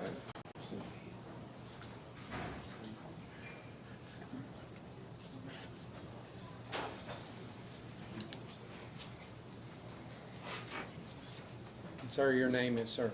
Chess Clark. Mr. Clark.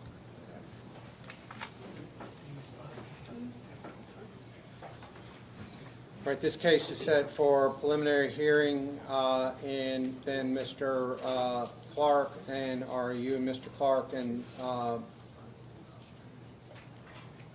Mr. Newbern ready to proceed? I believe that we're ready to go on the preliminary hearing, Judge. We received a rocket docket offer from the Commonwealth, but we're going ahead with the hearing today. All right. All right, so then Mr. Newbern, do you have evidence to present? I do, Judge. I'll call Officer York. All right, Officer York, you swear to tell the truth and nothing but the truth? I do. Go ahead. Officer York, would you please state your name for the record? Matthew York, And how are you employed? patrol officer with the city of Paducah. And pursuant to that employment, did you have opportunity to investigate Destiny Busby for possession of controlled substance, first degree methamphetamine? I did. Could you please tell the court about your investigation? On June 22nd, 2023, at approximately 13:07 hours, Officer York was dispatched to the 3200 block of Irving Cobb in regards to a flock hit on a stolen vehicle with an Arizona license plate, Charles William Lincoln 7830, which was a blue Nissan Sentra. The vehicle was confirmed stolen out of Paducah PD with case number 2023-23819. I located the vehicle unoccupied in the parking lot of Los Amigos at 3225 Irving Cobb Drive. I made contact with the female inside the restaurant, which is the defendant, Ms. Busby. Ms. Busby advised that she was the driver of the vehicle. While at the vehicle, with Ms. Busby, I detected the odor of marijuana coming from the vehicle. A search was conducted while searching the vehicle. A purse was in the front seat belonging to Ms. Busby. During the search of the purse, I found a small green pill believed to contain methamphetamine. There was also a small metal grinder located in the trunk containing marijuana residue. Post Miranda rights, Ms. Busby advised that she did not know the pill was in her purse and she didn't know what it was. A field test on the scene of the pill tested positive for methamphetamine. And I later obtained a warrant for Ms. Busby for the possession of controlled substance. Now, you said this pill was in her purse, is that correct? Yes. Was anybody else with her, or in the vehicle with her, anything like that? There was a male with her in the restaurant and a child, which was in the vehicle at the time they parked it and went in the restaurant. Okay. Now, your testimony is that this pill contained methamphetamine. Yes. Was it field tested? It was field tested. Okay. And that has been sent off for further testing, is that correct? It can be. This case was postponed due to detective involvement, so. Okay.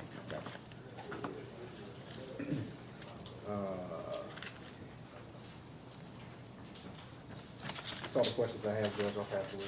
Clark, do you have questions asked the officer? Yes, Officer York, you said that when you were at the restaurant, that you made contact with Ms. Busby inside the restaurant. I did. And then conducted searches outside. Is there a body cam video of all that? There is, sir. And your search of the car, was that pursuant to a warrant or was that? Probable cause due to when she entered the vehicle, when we stepped back out there, the odor of marijuana was coming from the vehicle. And the search of her purse? It was in the vehicle where the odor of marijuana was coming from. You said that I believe you said that she was Mirandized before she gave you any kind of statement? Yes.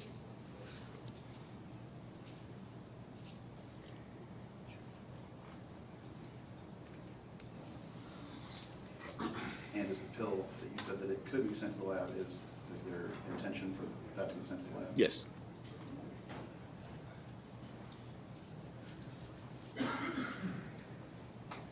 Did you get the name of the male that was with her in the restaurant?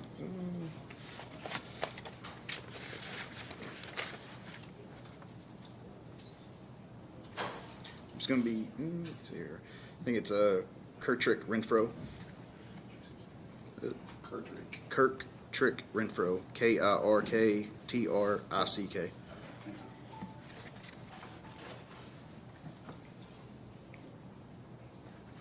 You also mentioned that there was delay in this due to something with detective involvement. Could you elaborate on that? She was willing to speak with detectives about some other cases. I don't believe I have any other questions for this witness. Anything else to Mr. Newbern? No, Your Honor. All right, officer, you can stand down. You have additional evidence, Mr. Newbern? No, Your Honor. You have evidence to present, Mr. Clark? Do not, Judge. You will have argument, and Mr. Clark? Not with respect to probable cause, Judge. I will find then that there's probable cause to believe that Ms. Busby has committed the offense of first-degree possession of a controlled substance, methamphetamine, and bind this to the grand jury. Ms. Busby, you are to be back in court on, it is March the 14th, Ms. Busby, at 8:30. You're to be back in the McCracken Circuit Court. That's the court upstairs from here. So that is your return date. That's the date you're ordered back in court. All right?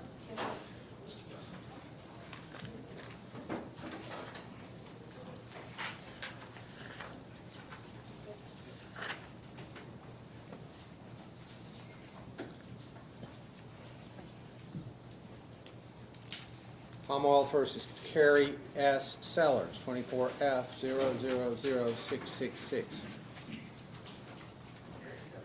Your Honor, this is Ms. Sellers approaching.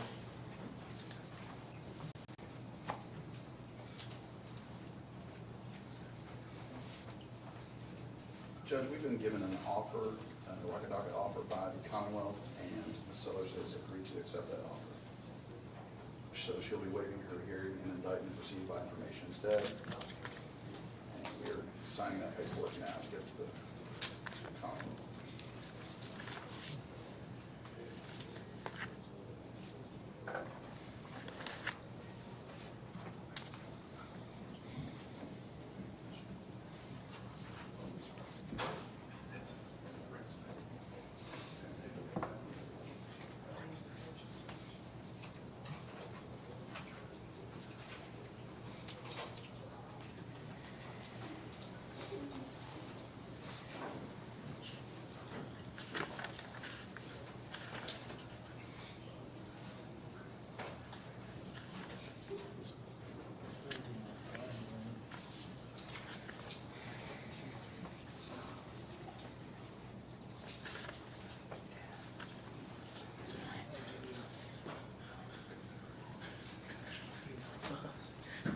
All right, then, Ms. Sellers, raise your right hand. Swear to tell the truth and nothing but the truth. Yes. State your name. Carol Sellers, You put your hand down, ma'am, and your address 1326 Ramona Drive East, Paducah, and your birthday. 12/17/88. How much education do you have? I have an associate's degree. Can you read and write? Yes. Have you ever suffered from any mental illness or defect in the past that would affect your ability to think and reason here today? No. Are you under the influence of alcohol, drugs, or any other type of substance that would impair your judgment? No.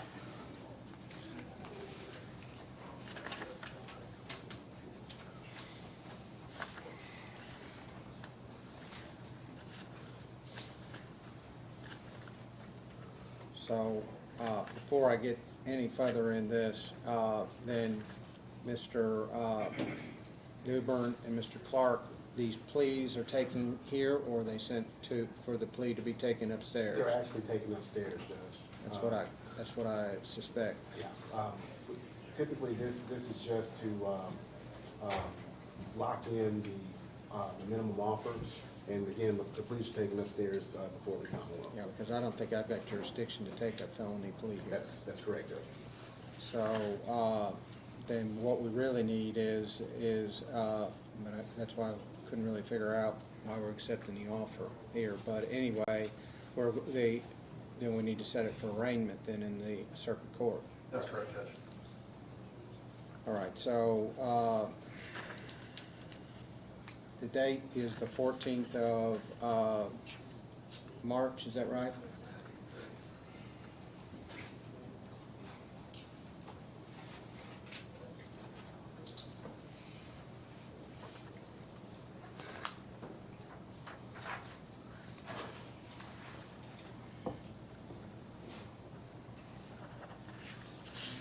All right, then, Ms. Sellers, you will have to enter this plea in the McCracken Circuit Court because I don't have jurisdiction as a district court judge to accept a plea, and therefore you are to be there on March the 14th at the hour of 8:30. Is that right?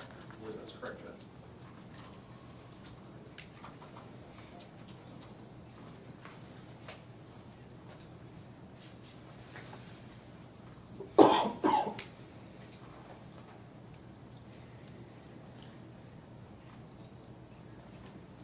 All right, so Ms. Sellers, you'd be there then on March the 14th at 8:30 a.m., all right? All right.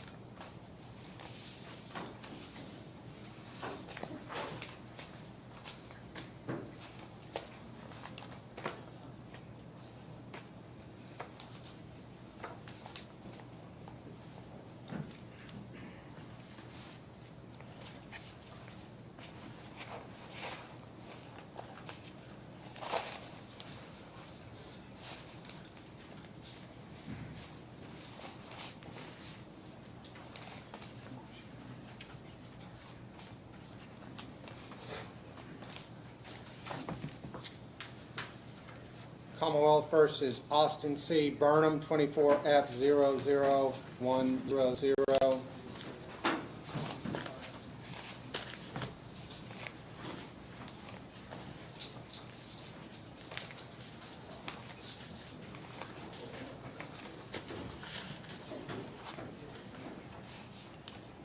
And I don't have a file jacket on Mr. Burnham.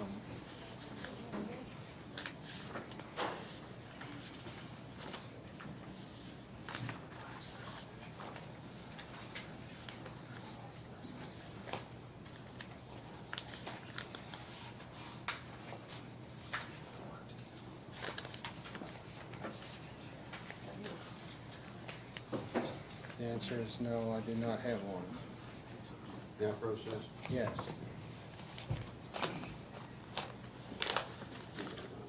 Excuse me? Well, I think maybe, can we get the file down here? Maybe we'll just, I mean, I'm a little bit hesitant to be using your file. I appreciate it, though. But that jacket's not here.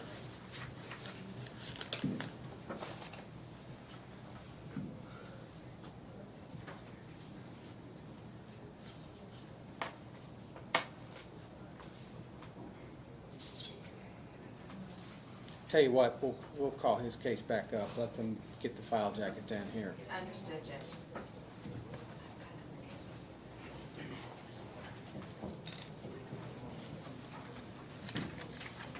Commonwealth versus Michael Stewart, 21F00116.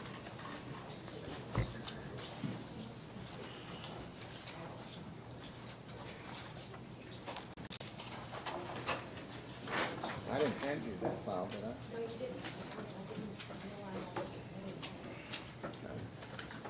Clark, you're representing Mr. Stewart, That's correct, Judge. and this is set for preliminary hearing. It is. Are we ready to begin? If the Commonwealth is ready, I believe we're ready. Yes, sir. All right, so you got a witness? I call Detective Cook, Judge. All right, Detective Cook, raise your right hand. You swear to tell the truth and nothing but the truth. I do, Your Honor.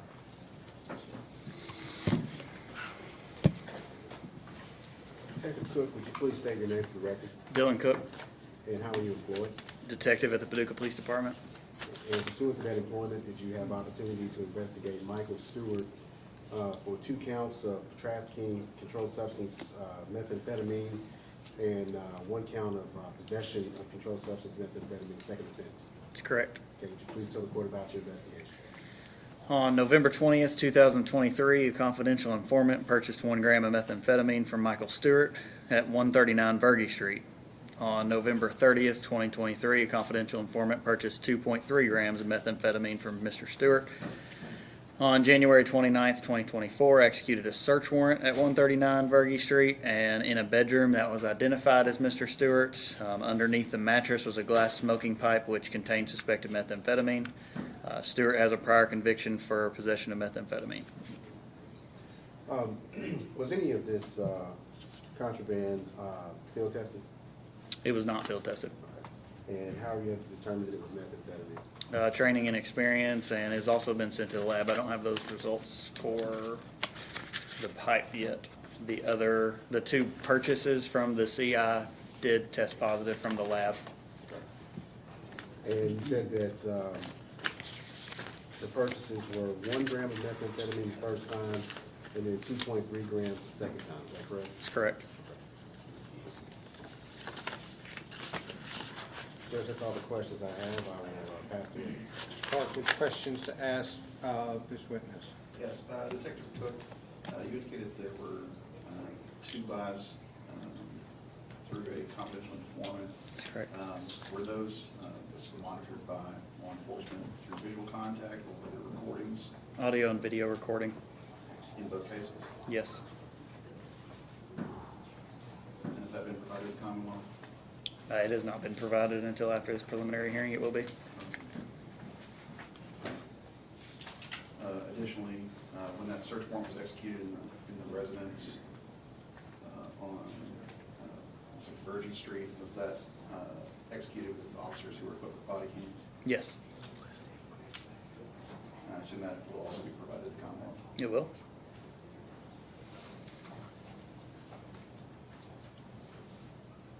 Did I understand you to say that the purchases had been sent to the lab and tested, but that some items had not? Only the one from the search warrant. It's been sent, but we haven't Okay, gotten a confirmation yet. all right.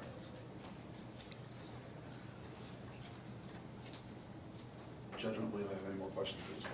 Do you have questions, Mr. Newbern? No, Your Honor. All right, can you stand down, Officer Cook? You have additional evidence, Mr. Newbern? No, Your Honor. You have evidence, then Mr. Clark. No, Your Honor. You have argument, Mr. Clark. Not as to probable cause, but I would like to address bond briefly, Judge. All right, go ahead. Judge, Mr. Stewart owns his own home and would like to ask that the court consider changing his bond to a property bond. What is this bond? I don't have that paperwork in front of me, Judge. I don't believe. $7,500 is cash, is that what it is now? Yes, it looks like it's $7,500 cash, Judge. Mr. Newbern, do you have a response to that motion? I do, Judge. I think the bond is appropriate as said. Mr. Stewart does have an extensive history, including a conviction for bail jumping first. So I think the bond's appropriate as said. All right, I'm going to deny the motion for a bond reduction at this time. We'll pursue that further in the district court, then Mr. Clark. All right, we now have the Burnham file, Commonwealth versus Austin. Yes, sir. Did you give him a return date? I'm glad you said something. I did not. Mr. Stewart, you are to be back in the McCracken Circuit Court on March the 14th at 8:30. So if you were to make bond, March the 14th at 8:30 is your return date. All right, sir? All right. Anything else then, Mr. Clark? I don't believe so, Judge. All right.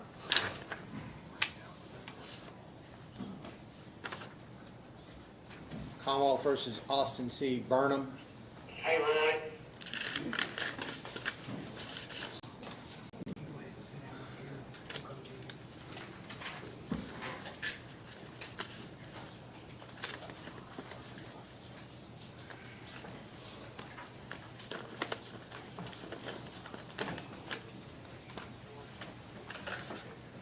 Ms. Hernandez, are you representing Mr. Burnham again? I do, Your Honor. All right, so are we ready to proceed then with this preliminary hearing? We are, Judge. All right, and so do you have an evidence to present? I do, Judge. I'll call Officer Cordero. Officer Cordero, raise your right hand, swear to tell the truth and nothing but the truth. I do. All right, sir. Officer Cordero, would you please state your name for the record? Carlos Cordero, And how are you employed? patrolman with the Paducah Police Department. And pursuant to that employment, did you have opportunity to investigate Officer Burnham for the felony offense of receiving stolen property $10,000 or more? Yes, sir. Would you please tell the court about your investigation? Yes, sir. On 1/26/2024 at 15:44 hours, I was dispatched to the area of Irvin Cobb Drive and Wayne Sullivan Drive about a stolen vehicle. The vehicle was located at 3226 Irvin Cobb Drive, Burger King. No one was inside the vehicle. The information provided to us previously was that Austin Burnham was the subject driving the vehicle. I observed the subject leaving Burger King on the other side of the building. Subject was detained. Post Miranda, the subject stated he was driving the gray Honda Accord, Kentucky license plate F7F720, and it belonged to his girlfriend. The subject stated he did not know it was reported stolen. He showed me several text messages between him and the victim where she told him she reported the vehicle stolen. Subject said in the text he would return it only if he knew he wouldn't get in trouble. The subject knew the vehicle was reported stolen.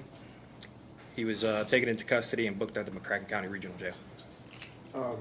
Officer Cordero, what kind of vehicle was this?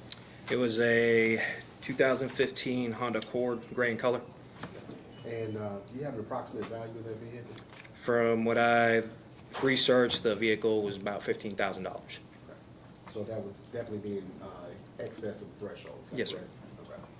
Okay. Was there anybody else with him at the time with No. that vehicle? No, sir. He was the only one in possession of that vehicle at that time? Yes, sir. That's all the questions I have, Judge. I'll pass it on. Ms. Hernandez, you've got questions to ask this officer. Yes, thank you, Your Honor. Officer Cordero, am I saying that right? Yes, ma'am. Officer Cordero, you said that you read text messages where she told him she was reporting it stolen? That she had already reported. She had something. Yes, already ma'am. reported it stolen.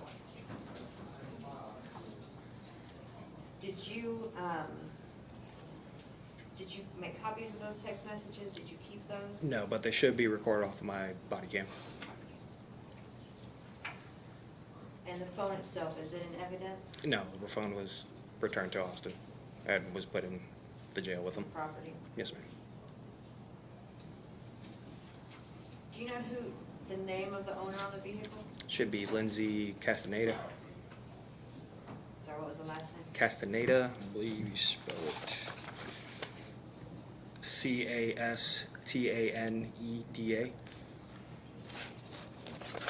And were you aware of what the relationship was? Mr. Burnham made me aware of what relationship they had, yes. No further questions, Your Honor. You have additional questions, Mr. Newbern? No, Your Honor. You have additional evidence, Mr. Newbern? No, Your Honor. You have evidence, Ms. Hernandez? No, Your Honor. You have argument, Ms. Hernandez? Not to probable cause, Your Honor. And the court will find probable cause to believe that Mr. Austin C. Burnham has committed the crime of receiving stolen property of $10,000 or more, and send this case then to the grand jury based on that finding, and set a return date of March the 14th at 8:30. Thank you, Your Honor. May we be heard on bond? You may. Judge, Mr. Burnham would just ask the court to consider a surety bond. His mother is willing to sign for him. He is the sole provider for his girlfriend and their 4 children. It's the state's position. Judge, it looks as if Mr. Burnham has a fugitive holder from out of Tennessee, and I don't think that bond may be posted on that case. So this is a moot point with regard to the bond here. In any event, Judge, he does have a rather extensive criminal history, including one for theft. So, I mean, I think that the bond's appropriate. I'm going to deny the motion for surety bond and at this time. Thank you, Your Honor. All right, thank you.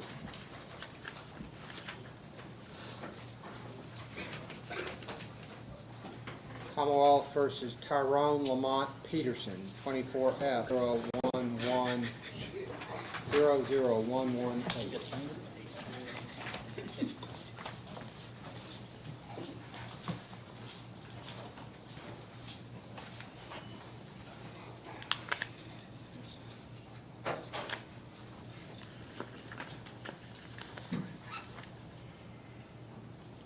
Ms. Hernandez, you're representing Mr. Peterson? I am, Your Honor. All right, and this case is set for preliminary hearing, is it correct? Yes, Judge. And do you have, then Mr. Newbern, are you ready to proceed? I am, Judge. You have evidence to present, Mr. Newbern. Judge, I'll call Officer Bertrand. All right, officer, you swear to tell the truth and nothing but the truth?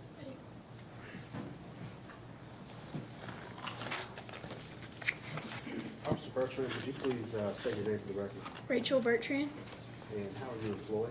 Paducah Police Department. And pursuant to that employment, did you have opportunity to investigate Tyrone Peterson for the felony offenses of DUI 4 for greater offense and possession of a handgun by a convicted felon? Yes, sir. Would you please tell the court about your investigation? On January 29, 2024, I observed a white truck leave the Silver Bullet Bar and make an improper turn. The truck then weaved in and out of 2 lanes, failing to use a turn signal. A traffic stop was conducted at North Loop Road and North 5th Street. Upon contact with the driver, Tyrone Peterson, it was immediately apparent he was manifestly under the influence of alcohol. Peterson could not provide insurance for the vehicle. Through investigation, it was determined Peterson was operating the motor vehicle manifestly under the influence of alcohol. When told to place his hands behind his back, Peterson tensed his arms and tried to disengage from officers' grasp. Peterson tried to flee the area and was taken to the ground in the middle of the left lane of North Loop Road. Peterson intentionally attempted to prevent officers of effecting the arrest. Peterson was taken into custody once on the ground. A probable cause search of the vehicle yielded open alcohol beverages, a small amount of marijuana, a THC vape, and a handgun. A criminal search history was conducted and confirmed Peterson is a convicted felon. All contraband seized and logged into evidence. The marijuana and THC vape pen was sent to the lab for further testing. And Officer Bertrand, what type of handgun was seized? It was a revolver. And you indicated that he was a convicted felon? Yes, sir. I believe those charges, the felony stemmed out of Tennessee.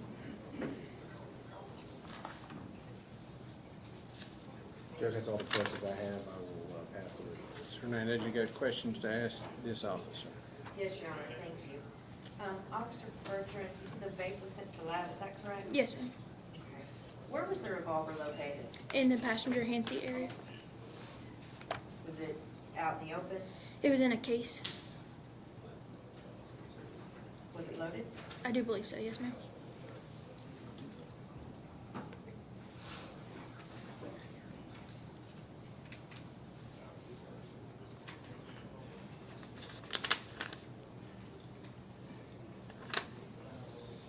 Did Mr. Peterson do a breathalyzer?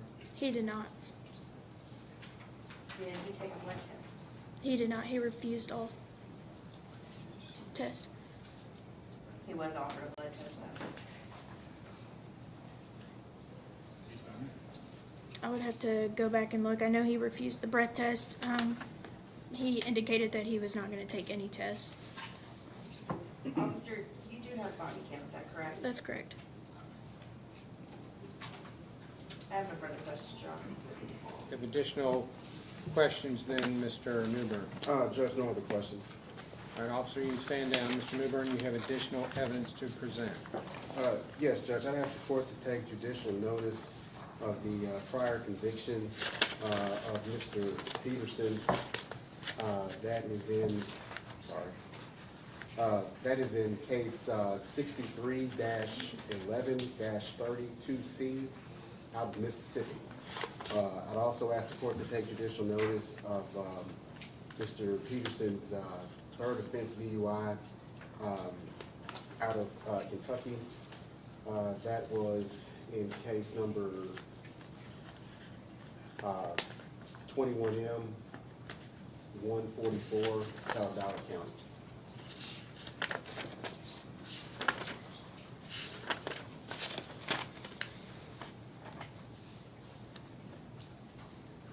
Mr. Hernandez, you got a response to that? I do not, Your Honor. Well, I don't know that I can take judicial notice of a conviction out of Mississippi. However, I will take judicial notice of the DUI third offense conviction out of Ballard because it appears on the Kentucky Court Net. Do you have evidence, or do you have argument, Ms. Hernandez? I do not, Judge. And I will find probable cause on the offense of fourth offense DUI and on the offense of convicted felon in possession of a handgun, and send, based on the finding of probable cause, to believe Mr. Peterson has committed those offenses, bind this case to the grand jury and set a return date of March the 14th at 8:30. Your Honor, may we be heard on bond? You may. Judge, Mr. Peterson would just ask the court to consider bail credit while he is incarcerated. I believe it is his intention to pursue rehab. We'll have response to that motion, Mr. Newbern. Judge, given the fact that this is a fourth offense DUI, Judge, I think the bond is appropriately set. I think it just really illustrates a disregard for the safety of others. So I think the bond's appropriate. This time I'm going to deny the motion for bond reduction. Thank you, Your Honor.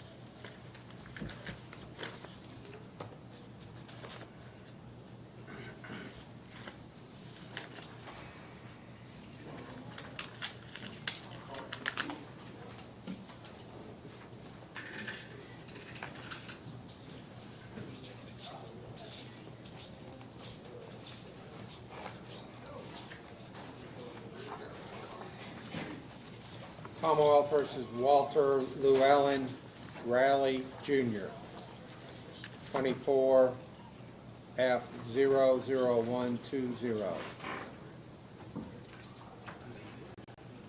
Says his bond form gave him the date of 2/13. Judge, he's present. He's here. Mr. Clark, you're representing Mr. Raleigh. That's correct, Judge. Mr. Newbern, are we ready to proceed in Mr. Riley's case with a preliminary hearing? I believe so. You got this? Detective Clark, you swear to tell the truth and nothing but the truth? Yes, sir, I do. Detective Clark, would you please state your name for the record? David Clark. And how are you employed? I'm a detective, McCracken County Sheriff's Office Drug Division. And pursuant to that employment, are you familiar with an investigation for trafficking in controlled substance first degree, greater than 10 dosage units of opiates involving Walter Raleigh? Yes. Okay, would you please tell the court about your investigation? On Tuesday, January the 30th, 2024, Drug Division detectives with McCracken County Sheriff's Office were informed by a McCracken County Sheriff's Office confidential source that a individual here in Paducah, McCracken County, Kentucky, was trying to sell illegal drugs such as hydrocodone pills. During the conversations between the CS and that individual, which were made over Facebook Messenger, all the messages have been preserved. The agreement was made to purchase 25 hydrocodone pills for $250. During the conversation, that individual put the CS in contact with Mr. Raleigh. At that point, the CS and Mr. Raleigh started communicating, and again, there was an agreement made for 25 hydrocodone pills for $250. The meeting place was agreed between the CS and Mr. Raleigh to be the Dollar General store located on Carroll Road, out there by Pew's Midway. Mr. Raleigh informed the CS that he'd be driving a gray in color Nissan Altima.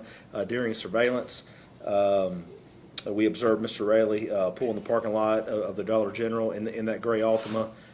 Shortly after, Detective Ronnie Giles was operating the vehicle that Mr. Raleigh thought the CS would be operating. Detective Giles pulled next to Mr. Raleigh. Mr. Raleigh at that time started to get out of the vehicle, and that's when detectives made contact with him and took Mr. Raleigh into custody. At that point, he was detained. He was Mirandized. He admitted that there were hydrocodone pills in the vehicle. We located a plastic baggie in the floorboard, in the driver's floorboard, that contained about 25 hydrocodone pills. He was interviewed briefly there on the parking lot. He did admit that he was there to meet an individual to sell them pills.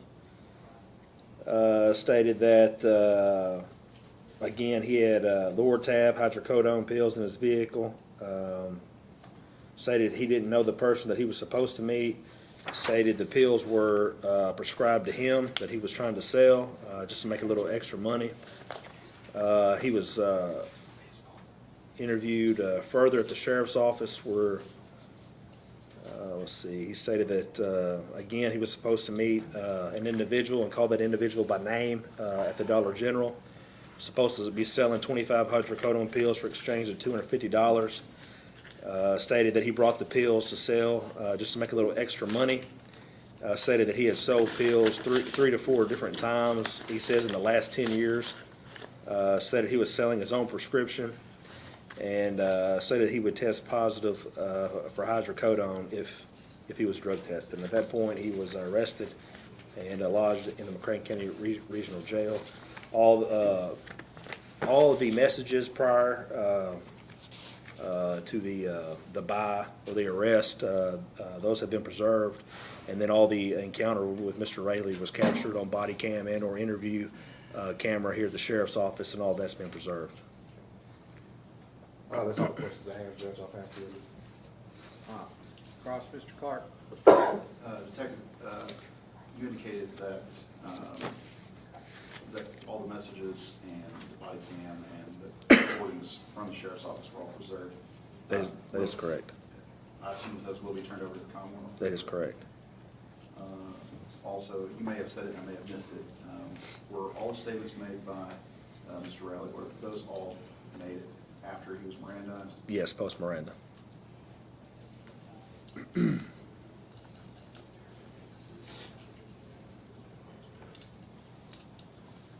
I don't believe I have any further questions for this witness, Judge. Anything else, Mr. Newberg? No, Your Honor. You have additional evidence, Mr. Newberg? No. Officer, you can stand down. Detective, you have evidence, Mr. Clark. Not as to probable cause, Judge. You have argument, Mr. Clark. Again, not as to probable cause, Judge. Court will find probable cause to believe that Walter Llewellyn Raleigh has committed the offense of trafficking a controlled substance in first degree, greater than 10 dosage units, bind his case to the grand jury. Mr. Raleigh, then you are to appear in the McCracken Circuit Court on March the 14th at 8:30 for arraignment. March the 14th at 8:30 for arraignment.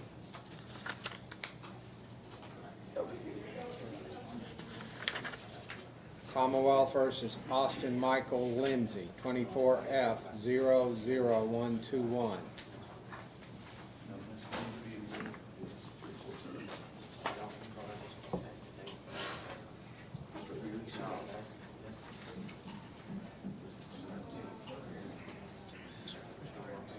Mr. Riley, apparently was a mistake on your bond form, and so, I mean, it looks like that the right date is March the 14th at 8:30 in the McCracken Circuit Court. All right, sir?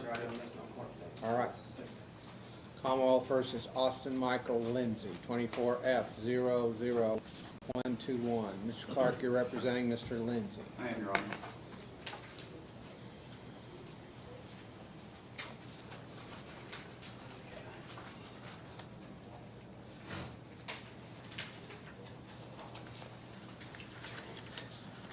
Judge, I have about 2 minutes. 2 minutes? Yes. Yes, okay, that's fine.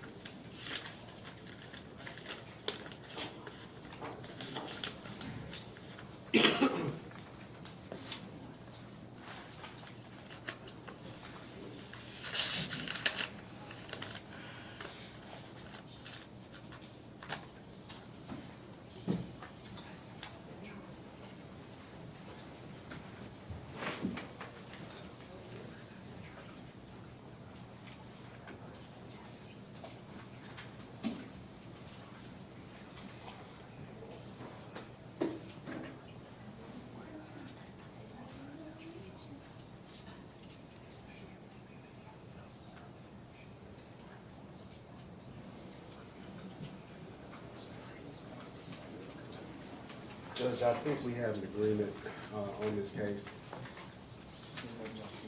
And, Your Honor, in exchange for a plea, I will move to amend count 1 to menacing.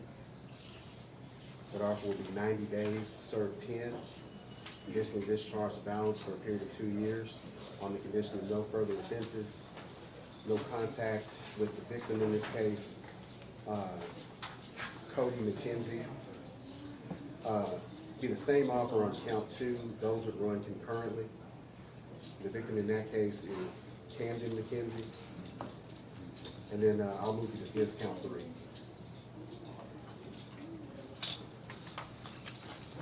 All right, Mr. Lindsay, then is this the agreement that you think you have reached with the state? Just one moment, Judge.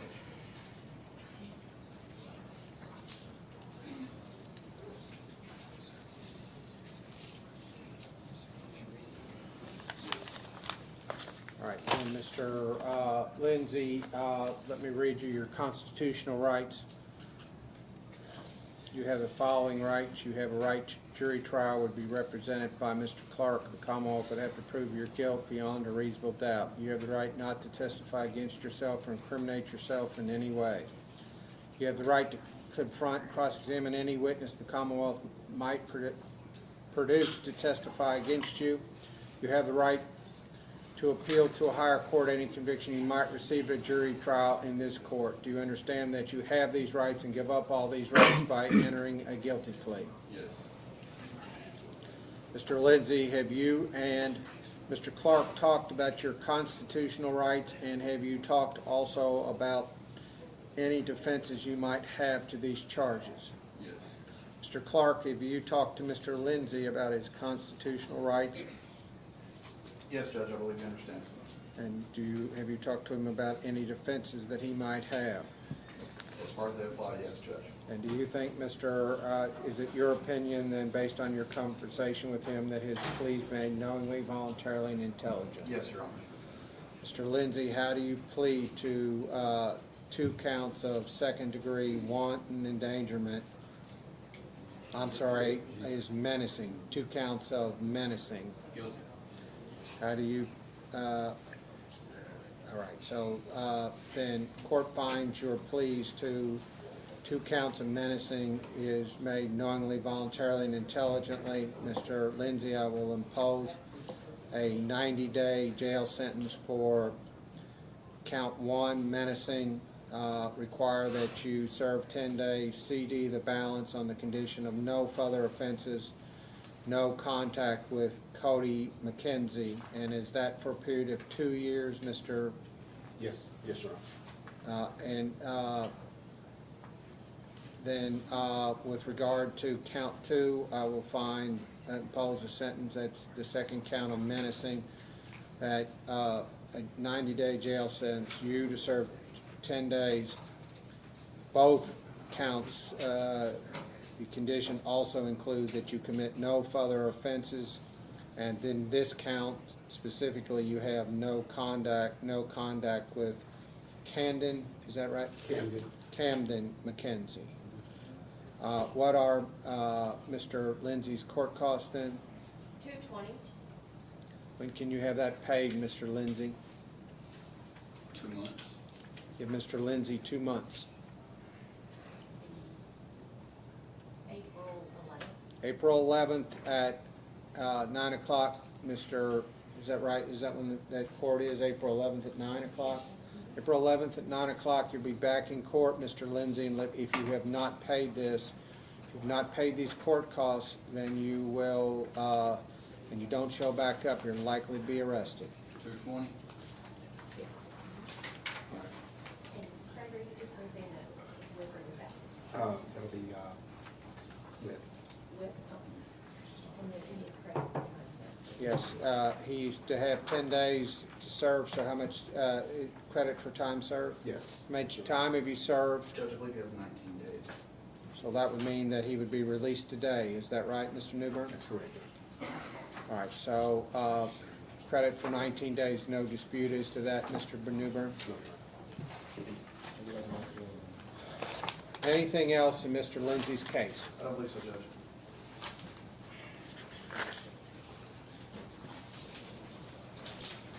Commonwealth versus Dominic S.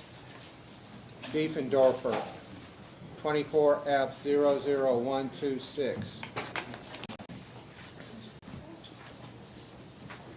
Afternoon, Judge. Come on here. He's already been indicted, Judge. He actually had a circuit court arraignment this morning. That's correct, Judge. And in light of that, we will move to dismiss this charge without prejudice. Any objection to that, Ms. Bobo? No, sir. All right, so then these charges in this court are, this charge, 24F00126, is dismissed without prejudice. Thank you.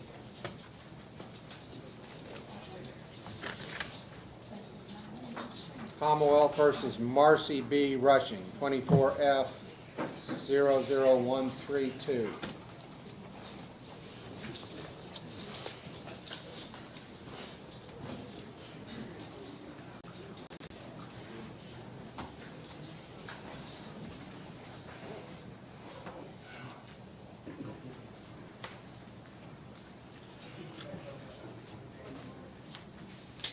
I don't have a jacket on this one either.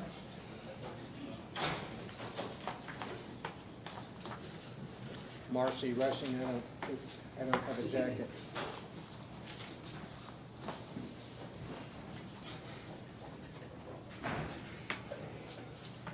Ms. Hernandez, I have not had a jacket. Can you call, ask for a jacket, or that the jacket be sent back down?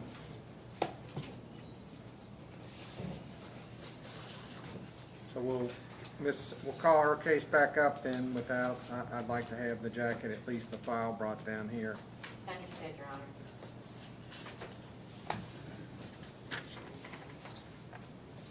Sarah, she got the motion.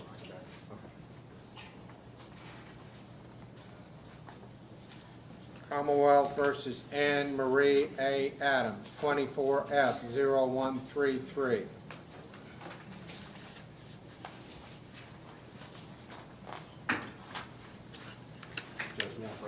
Yes. Ms. Adams is rocking docket paperwork.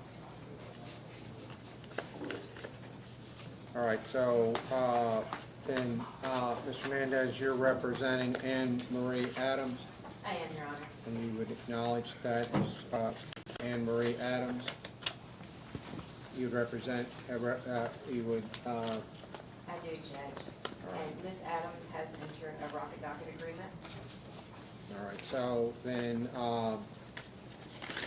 she's waived arraignment, is that right? Yes, Judge. Well, then this needs to be set the arraignment, I'm sorry, waived indictment, so I need to set the arraignment for the 14th day of March. 14th day of March then, at the hour of 8:30 a.m. Then, Ms. Adams, you're to be back in court March the 14th at 8:30 a.m. Thank you, Your Honor. All right.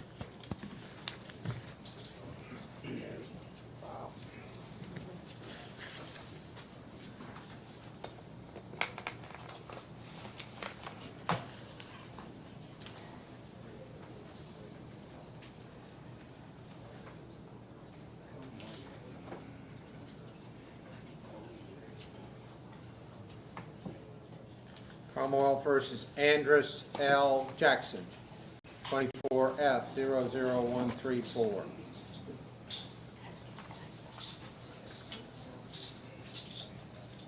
Judge, the Commonwealth has made a rocket offer in this case, Mr. Andrews has agreed to accept it. As such, Judge, he is waiving the preliminary hearing. I'm having him sign the paperwork now.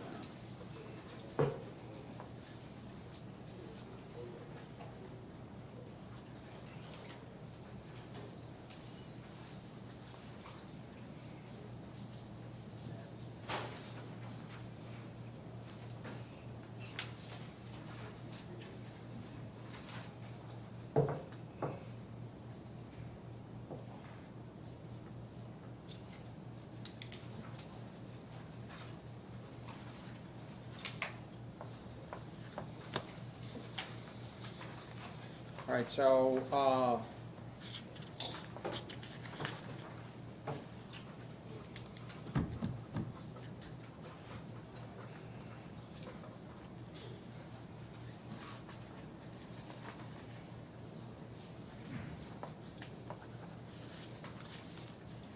And Mr. Jackson, you're waiving your preliminary hearing, and is that correct? Yes, sir. And waiving, proceeding by information, and therefore I'll give you the return date of March the 14th at 8:30 a.m. You're to be in the McCracken Circuit Court for arraignment.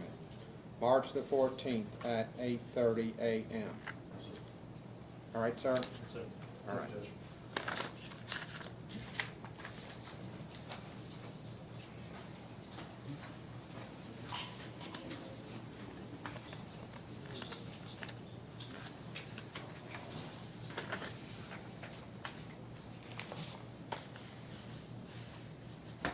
Commonwealth versus Brian D. Cook, 24F00135.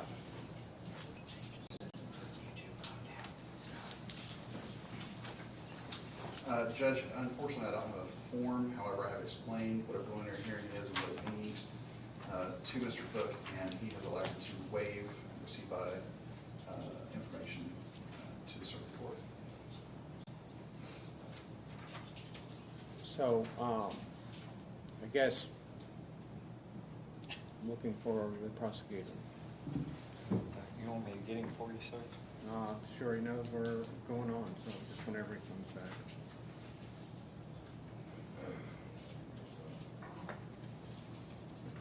I'm sorry, Judge. All right, so in Mr. Cook's case, then, you, at least for purposes of what we need to do here, he's waiving. That's correct. That's really it, right? And I need to give him a return date. Is that right, Mr. Newbern? That's all I need to do is he has waived his preliminary hearing, and I need to give him a return date. As far as anything beyond that, there's nothing to Beyond be that, Judge, the done. only thing that we would do is ask to be heard on bond. All right, so, first, Mr. Cook, your return date is March the 14th at 8:30 in the McCracken Circuit Court. March the 14th at 8:30. And you want to be heard on bond, Mr. Clark? Yes, please, Judge. Mr. Cook has indicated that he'd like for me to ask for the court to consider bail credit or either 10%ing or offering a surety bond in this case. He is very interested in going to treatment, and I've told him that I'm going to have our social worker speak with him about that. Judge, if he gets himself into a treatment, I don't think I would have any objection to him being released directly to that. However, I would be remiss if I didn't note that he does have quite the extensive drug history. He also, Judge, has a conviction out of 2019 for bail jumping first. So, Mr. Newbern, if Mr. Cook's bond is going to be reduced, it's not going to be with my signature. So, I can tell you, I have a pretty long memory of Mr. Cook. I'm going to deny that. Thank you, Judge.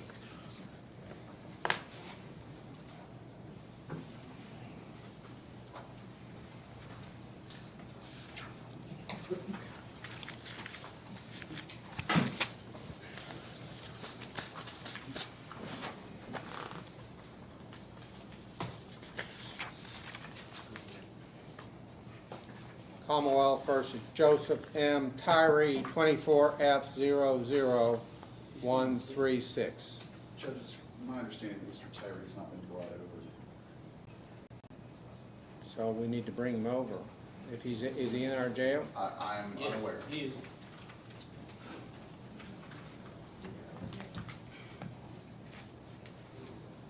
Can we bring him over? Yes, Your Honor. We'll have As time. soon as he gets what Sully's in, I'll take these guys back and bring him over.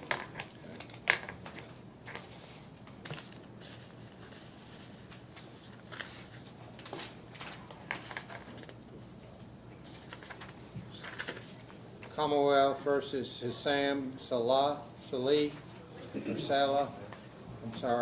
23F01275.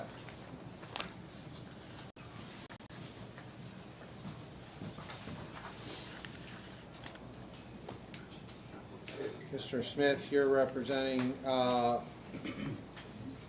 and how do you say his name? Salah. Sella? All right, so you're representing Mr. Sella. And this is set for a preliminary hearing. Where do we stand, Mr. Smith? Two misdemeanors, we're gonna waive the preliminary hearing, and then we reached an agreement on two misdemeanors. All right, so is that correct? So then I need to give him a return date on the felony? Yes, sir. And the return date would be March the 14th at 8:30 a.m. McCracken Circuit Court, March the 14th at 8:30. And then what's the agreement? Are you prepared to make an offer on the misdemeanors? Yes, Judge. On call 18, 23M 683, count 1, it's going to be a $25 fine. Count 2, I'll move to amend to possession of marijuana. That'll be 45 days, conditionally discharged or probated for 2 years on the conditions of no further offenses. And he'll need to forfeit all items that receives. On there's one more case, Judge, I'm sorry. It was a $250 fine on the marijuana. Right. Possession of marijuana. What is that? I'm sorry, I'm not.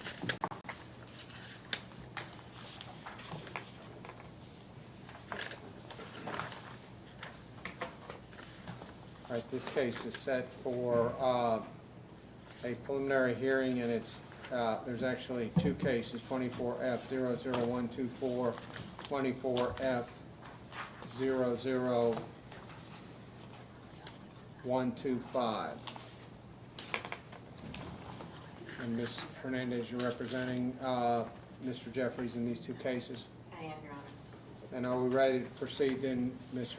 Hernandez and Mr. Newbern? Yes, sir. And you have evidence you want to present? Judge, I'll call Detective Clark. Detective Clark, you swear to tell the truth and nothing but the truth. Yes, sir, I do.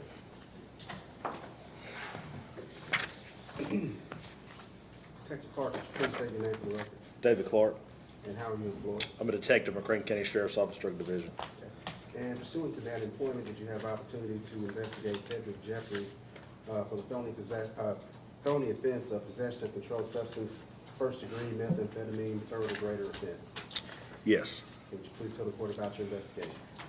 On January the 8th, 2024, McCracken County Sheriff's Office Drug Division detectives executed a search warrant pursuant to an illegal drug investigation at 174 Glenwood Drive here in Paducah, McCracken County, Kentucky.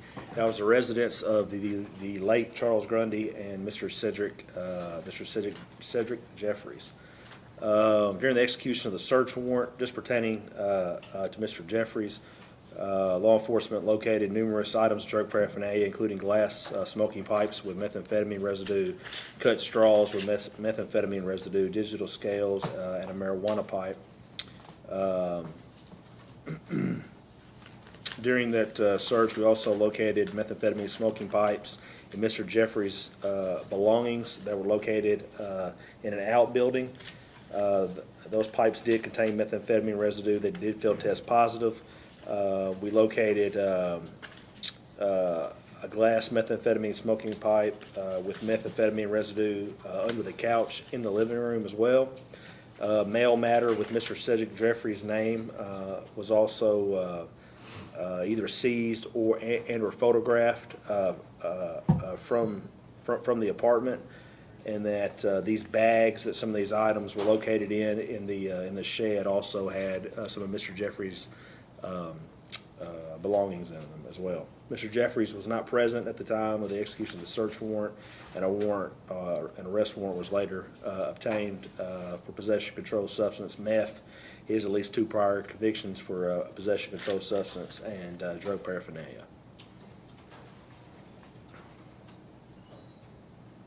All the questions I have, Judge, I'll pass it with. Cross. Thank you, Your Honor. I apologize, Detective, what was your name? David Clark. Detective Clark. You said that some of the residue was found in belongings in the outbuilding, is that correct? Some of the items of drug paraphernalia were, yes. Okay. And how did you know that those belongings belonged to Mr. Jeffries? They had some of his belongings in there, such as identifications, and mail matter, and other items that had his name on it. And the mail matter, did it have the address of 174 Glenwood Drive? I don't have those photographs in front of me or the evidence. I don't, and I didn't prepare the NIBRS report without going in here and reading it. I can't tell you that today. Understood. Do you know if anyone else lived in this home? From my understanding, there was a third individual that was staying there on the couch for a few days.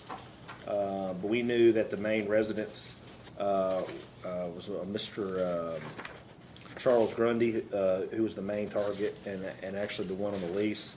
And we knew that Mr. Jeffries was also living there. Multiple days prior to this, over multiple days, we conducted several hours of surveillance. We observed Mr. Jeffries coming and going from the residence. Mr. Grundy also stated that Mr. Jeffries lived there whenever we interviewed Mr. Grundy, that he did have a bedroom there. And then the individual that was sleeping on the couch, Christopher Thompson, he also stated that Mr. Jeffries was one of the residents and one of the bedrooms was his. And all of this surveillance, would this be on body cam? No.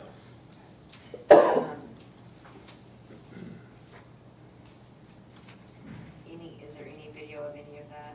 No. The arrest, though, that was on body cam? Yes. No further questions, Your Honor. Additional, I have questions to ask Detective Clark. No, Your Honor. Detective Clark, you can stand down. Thank you. You have additional evidence than Mr. Newbern. No, sir. Scott, Mr. Jeffries has 2 cases, is that right? That's correct, Judge. On the second case, I will call Detective Cook. All right, Detective Cook. Swear to tell the truth and nothing but the truth. Do Your Honor. Detective Cook, would you please state your name for the record? Dylan Cook. And how are you employed? I'm a detective at the Paducah Police Department.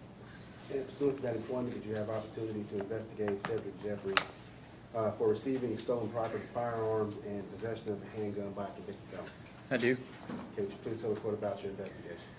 On January 30th, 2024, an anonymous source called dispatch stating that Cedric Jeffries was inside the Charleston apartment 306, and had a warrant for his arrest. Officers made contact with Jeffries and he was taken into custody without incident. I had received information from a confidential informant that Jeffries had sold methamphetamine to an individual on a prior date and that he always operates a brown Ford F-150 with a missing front bumper. Jeffries' warrant was also for possession of methamphetamine. The Ford was located parked on the side of the street next to the apartments.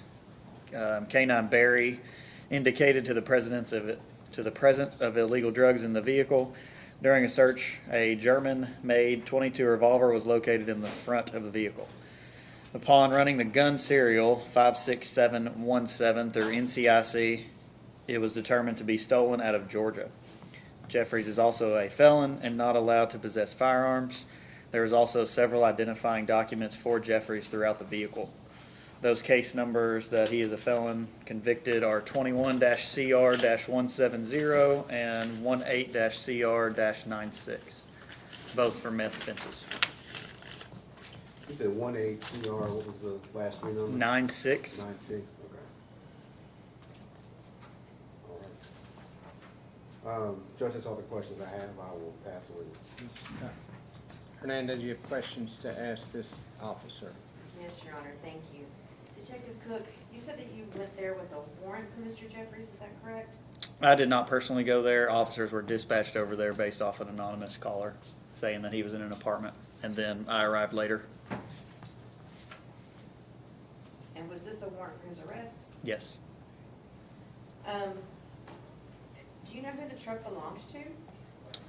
Without looking at the NCIC report of running the report, I don't have that right here. Do you just remember if it was in Mr. Jeffries' name? It was not. I want to say that it may be a brother's or some relative.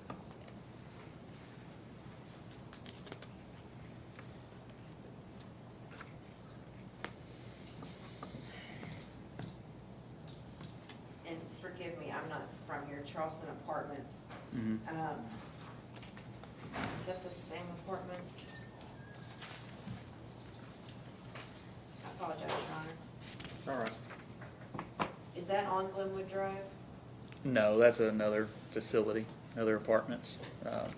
This is 2142 Jefferson Street.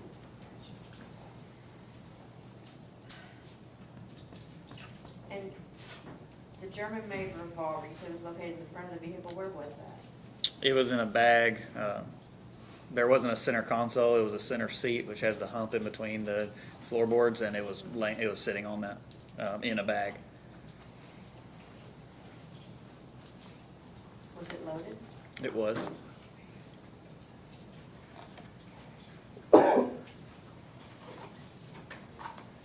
Where, did you, it says here that Canterbury indicated the presence of illegal drugs. Were any drugs found?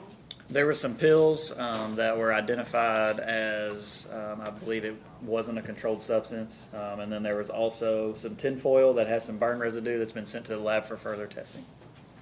He has not been charged with that until the lab report comes back.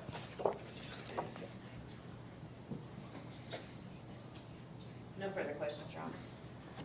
You have additional questions to ask this detective? Just one question, Judge. Detective Cook, was anybody else in the vehicle or with Mr. Jeffries at the time? It is my understanding that no one else was with him. Okay. That's all the questions I have, Judge. All right. You have questions, anything else, Ms. Hernandez? No, Your Honor. All right, you can stand down, detective. Then do you have additional evidence then, Mr. Newbern? Judge, I'd ask the court to take judicial notice of the prior convictions of Mr. Jeffries in the aforementioned cases of 21 CR 170 and 18 CR 96. And these are out of Kentucky? Yes, sir. The 21 CR 170 is out of Callaway County, and the 18 CR 96 is also out of Callaway County. I don't know that I'll take judicial notice, but they're hearsay. That is admissible, so you have, I believe the court minutes in my file. So anything else then, Mr. Newbern? No, Your Honor. You have, then you have evidence to present then, Ms. Hernandez. No, Your Honor. You have argument as to probable cause in these two cases. I do not, Judge. Then based on the evidence that's been presented, I will find probable cause in 24F00124 for the offense of receiving stolen property, firearm, convicted felon in possession of a handgun, and in 24F00125, probable cause to believe that Mr. Jeffries has committed the offense of possession of a controlled substance, third or greater offense, and send both cases to the grand jury. Mr. Jeffries, your arraignment date, should you be released on bond, is March the 14th at 8:30 in the McCracken Circuit Court. Thank you, Your Honor. Thank you.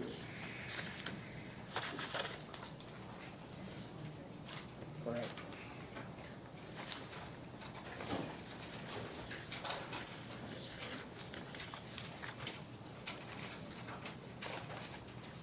I'm all first is Joseph M. Tyree, 24F00136.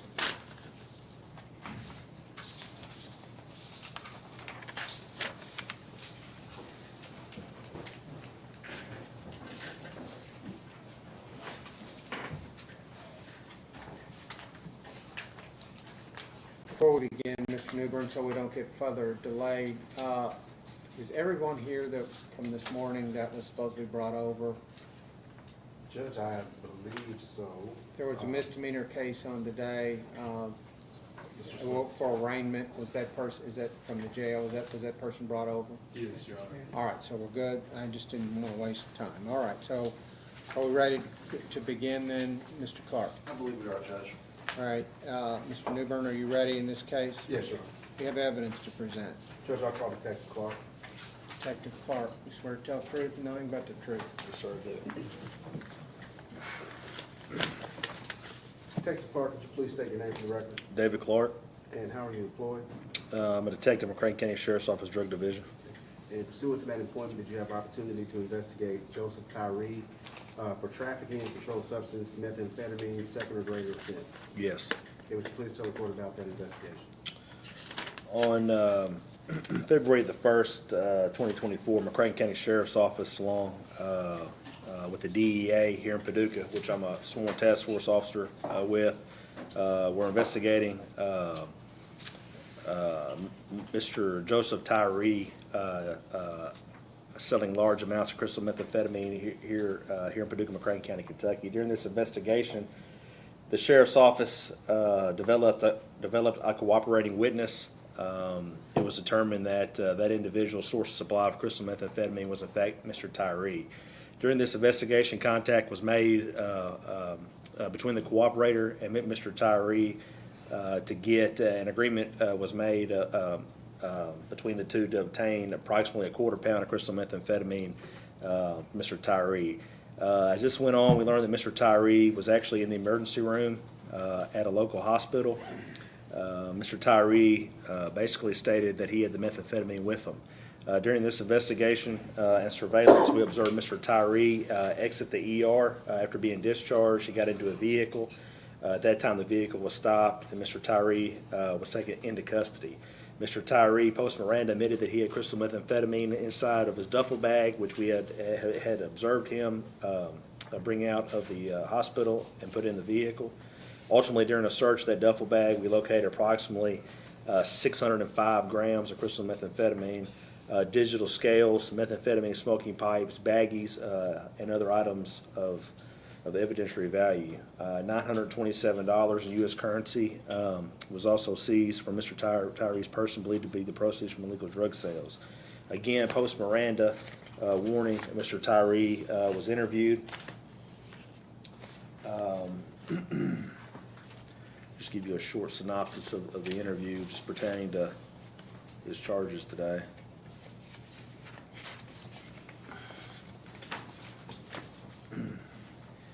He stated that if drug tested, he would be positive for methamphetamine.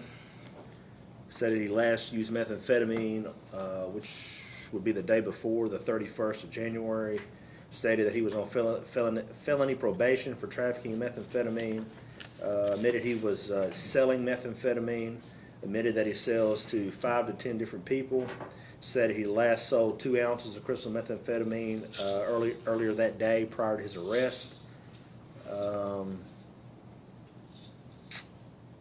And that pretty much sums it up, his statements for the preliminary purpose.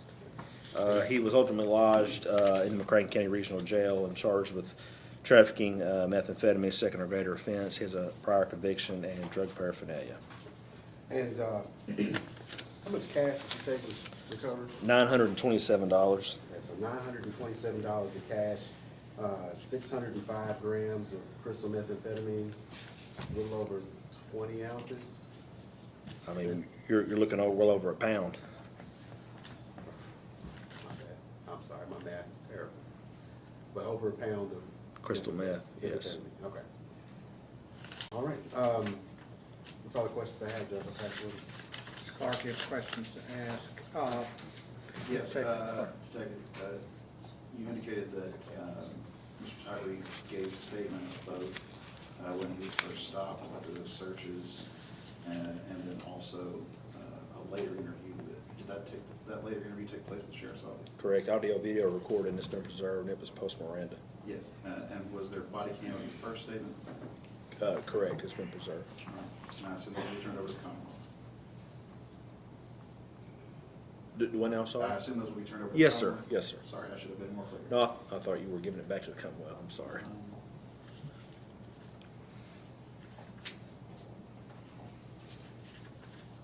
I think that's all the questions I have, Judge. All right, you have additional questions, Mr. Newburn? No, Your Honor. You can stand down, Detective Clark. You have evidence, additional evidence, Mr. Newburn? Judge had asked the court to take judicial notice of the prior conviction for trafficking for Mr. Tyree in 19 CR 493 out of Christian Circuit Court. All right, I again know that I'll take judicial notice, but that conviction is in the court net, which is in the file, so I will, based on that, I will consider that hearsay evidence. So, then, Mr. Clark, do you have additional evidence then, I'm sorry, Mr. Newbern, do you have anything else then to present? No, Your Honor. Do you have evidence to present, Mr. Clark? No proof, Judge. All right, so, do you have any argument as to probable cause, Mr. Clark? I do not, Your Honor. Based on the evidence presented, I will then find probable cause to believe that Mr. Tyree has committed the offense of trafficking a controlled substance, second or greater offense, methamphetamine, and send this case to the grand jury. The return date, Mr. Tyree, is March the 14th at 8:30. March the 14th at 8:30. Anything else in Mr. Tyree's case? Where's your file back? Commonwealth versus Marcy B. Rushing, 24F00132.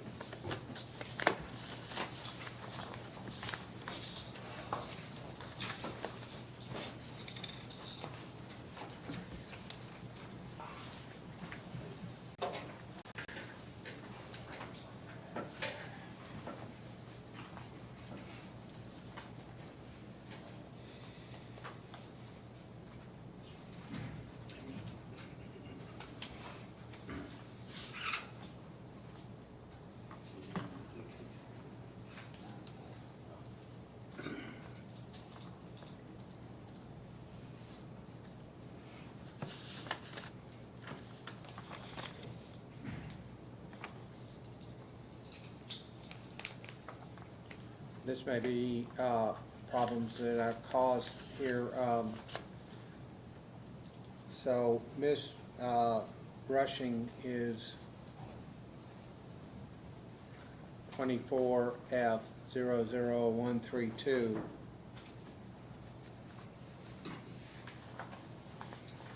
I'm looking at two jackets, so, but they're all 24F00132. The second jacket says Marcy B. Oslin Rushing. Well, they reprinted one. Okay. Just now for you. All right, so, so all along I did have the file then, I guess. Is that because it was it's under the name of Marcy B. Olson Rushing? It must be. It's not like that on the docket. I know. But I mean, that's probably why you couldn't find the jacket, was because I had it, but it was not under It's that not name. under the right name, yeah. Under Oslin Rushing. Yeah. So, Ms. Hernandez, you know what your client's name is? Judge, I believe it is Olson Rushing. So, the docket says her name is Marcy B. Rushing. So, Mr. Newbern, do you want to, I don't know whether that's her name or not. So, do you want to take any action at this time? No, it's time. All right, so, then do you have evidence to present? I do, Judge. I will call Corporal Lamb. Raise your right hand. You swear to tell the truth and nothing but the truth? I do, Your Honor. Corporal Lamb, would you please state your name for the record? Brad Lamb, And how are you employed? Corporal K-9 with the McCracken County Sheriff's Department. And pursuant to that employment, did you have opportunity to investigate Marcy Olson Rushing? I did. For possession of controlled substance methamphetamine. I did. Would you please tell the court about 02:43 hours. Deputies were dispatched to the 5-Star on Clarks River Road for the report of an intoxicated male sitting in a vehicle. As I was interviewing the male subject, a female, Marcy Rushing, came outside the 5-Star, and upon seeing law enforcement, she quickly returned back inside the store. Deputy Kane went inside the store after Rushing, but he advised she had gone inside the ladies' restroom. Deputy Kane called for a female police officer from Paducah PD. Officer Cross arrived on scene, made entry into the restroom. Rushing was sitting in a stall. She advised that she was scratching off lottery tickets. Rushing was the only person in the restroom. Deputy Thompson went inside the restroom and located a glass pipe in the trash can that was covered by a piece of paper. The pipe field tested positive for methamphetamine. Rushing was detained and read her Miranda rights. The purse that Rushing had was taken outside and searched. Nothing was located inside the purse. I then ran K-9 Vegas by the purse, and he showed positive indication on the purse, thus showing a residual odor of narcotics in the material of the purse. After Rushing was arrested, she made statements of what would happen if I tell you whose pipe it is. Rushing was arrested and transported to the McCracken Regional Jail. So, by that statement, she did indicate that she had some knowledge of the pipe, is that correct? Yes, sir. Okay. Was this pipe field tested? It was. And it field tested positive? For methamphetamine, yes, sir. Gotcha. And was there anybody else in that bathroom? There was not. Did anybody else go into the bathroom during that time? No.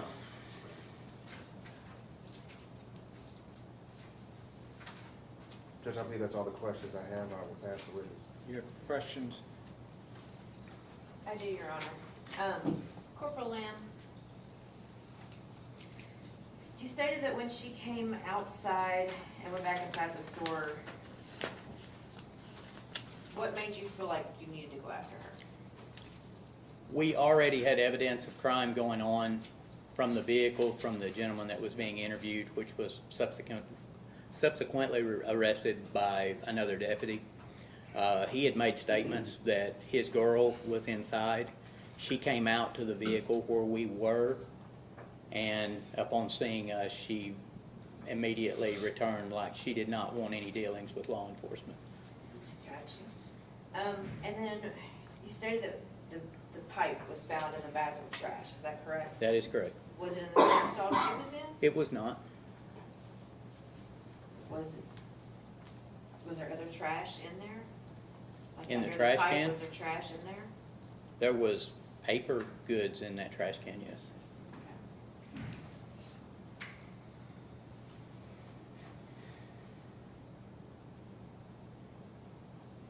And you stated that she had made some statements to you about saying whose it was, She did. but she didn't say it was hers. She did not. Is the bathroom open to the public? It is. Were there any other people inside the store? There was not. Any employees? Yes, And do you wear body cam? I do. No further questions, Your Honor. You have additional questions, Mr. Newberg? No, Your Honor. All right, you can stand down then. You have additional evidence, Mr. Newberg? No, Your Honor. You have additional evidence, or you have evidence, Ms. Hernandez?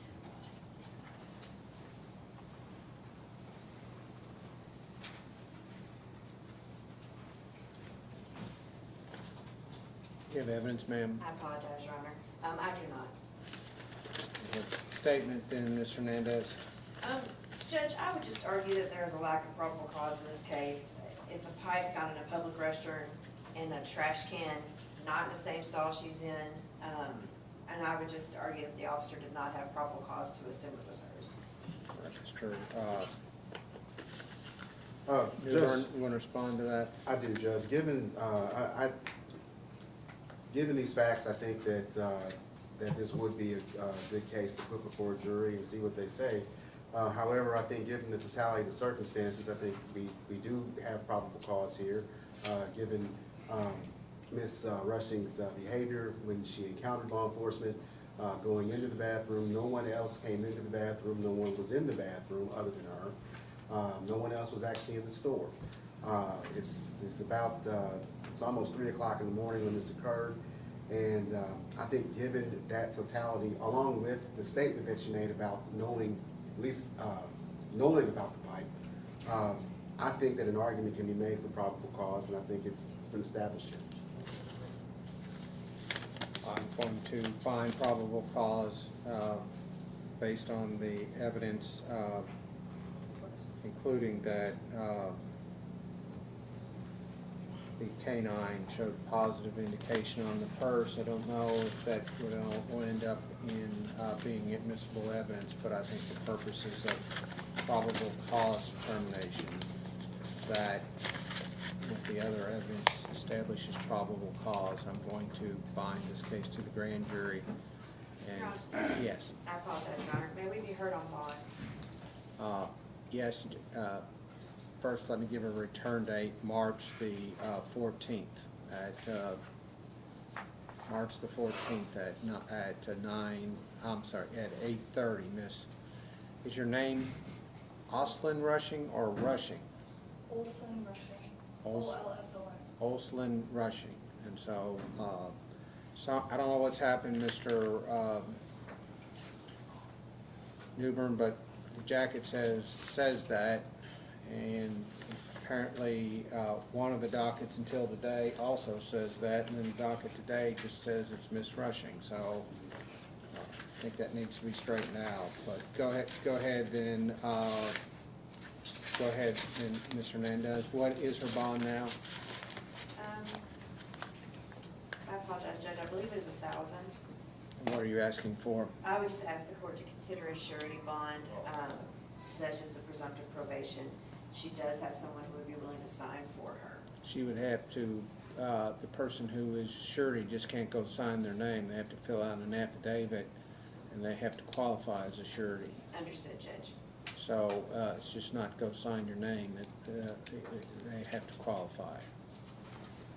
Then what's your position, Mr. Newbern? Judge, no position on that. I'll actually leave that to the court's discretion.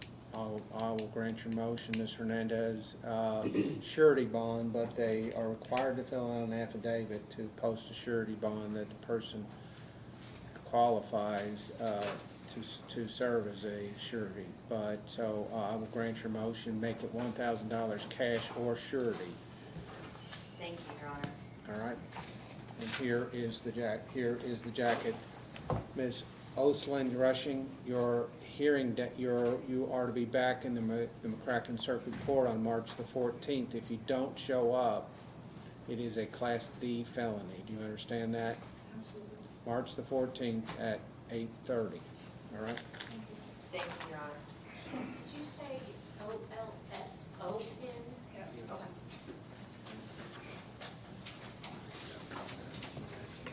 Commonwealth versus Timothy B. Jensen, 23F1256.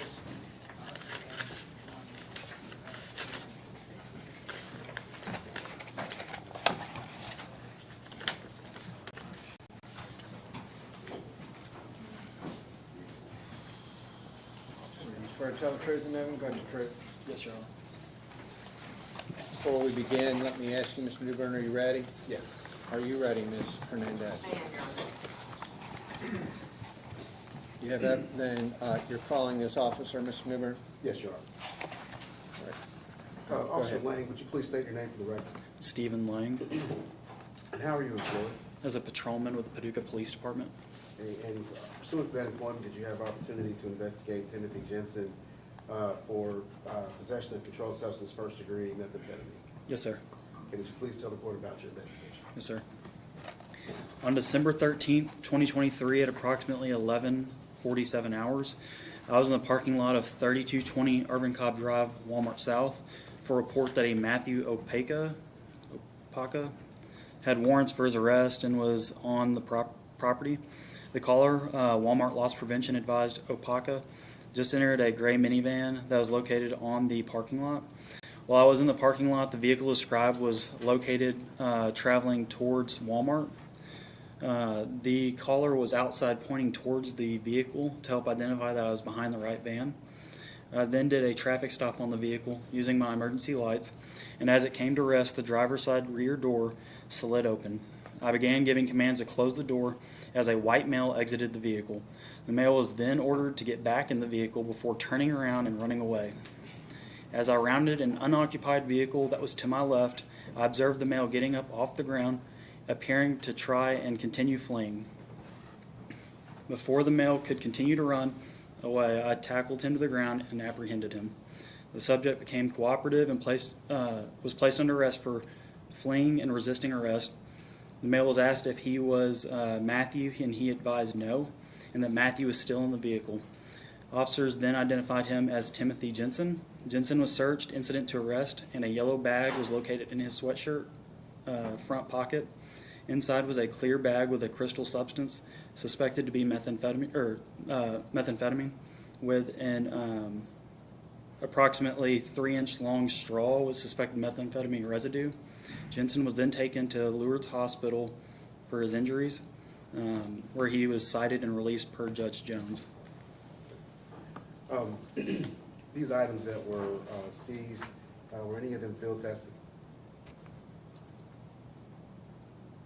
I don't recall. How did you identify them as being suspected to be methamphetamine? Just training experience, what I've seen from doing this job for 3.5 years. Have these items been sent off to the lab for further testing? I believe so. And they were located where again? The front pocket of his sweatshirt.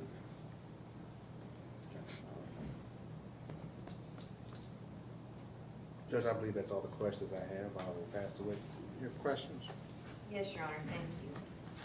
Officer Lang, I apologize. I just want to make sure I understand. You said that when the vehicle came to a stop, he opened the back door and got out, correct? Driver's side rear door. Driver's side rear door, and you told him to get back in the vehicle. Correct. Did he get back in the vehicle? No. Okay. And then you said you saw him getting off the ground. Did he get on the ground and then get back up?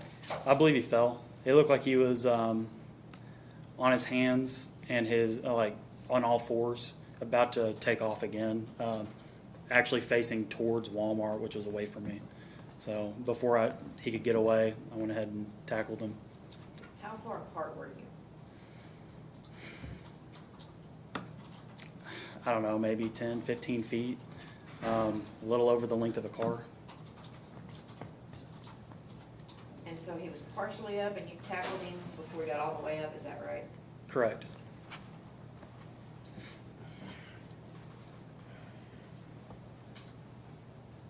Sorry, I don't write as fast as I speak. Very good.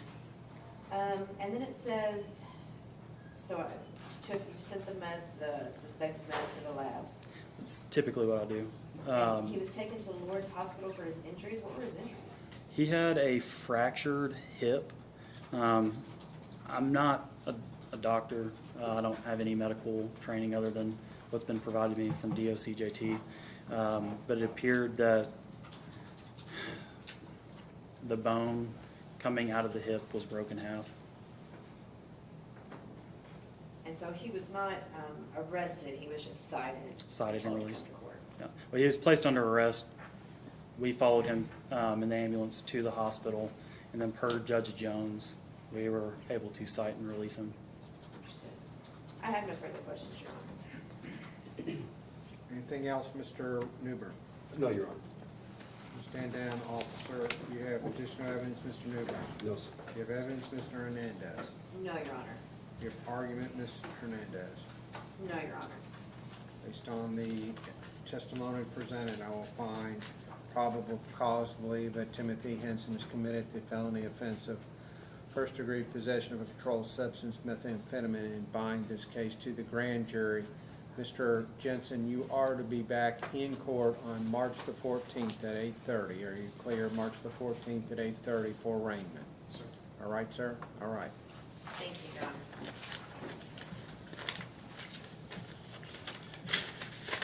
And we have, that is the felony docket. We have cases from this morning. Is that right, that we need to recall? That's correct, Judge. Let me go get the docket. Or do you have the docket from this morning?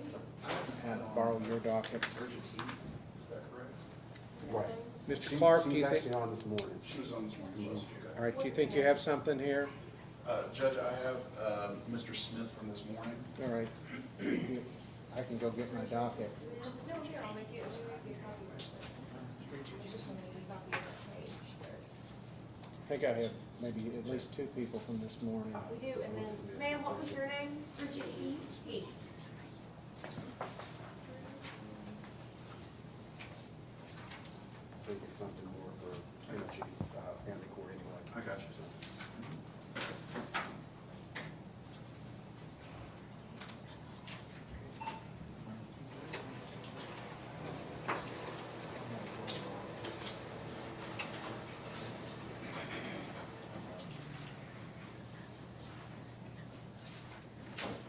you so much. The original one, that's the F, and then the other one is a M case. Commonwealth versus Bridget Heath, 24F00117.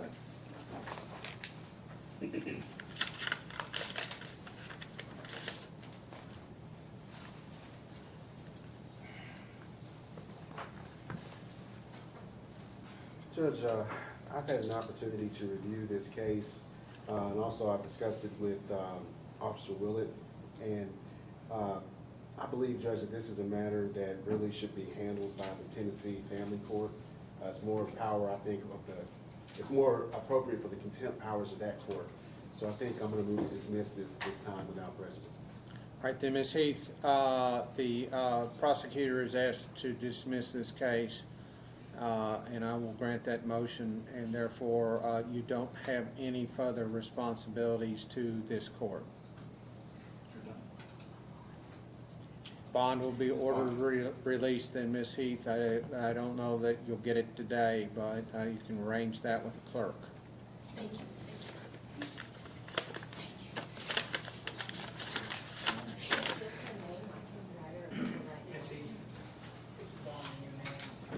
Commonwealth versus Richard Eugene Smith, 24M00103.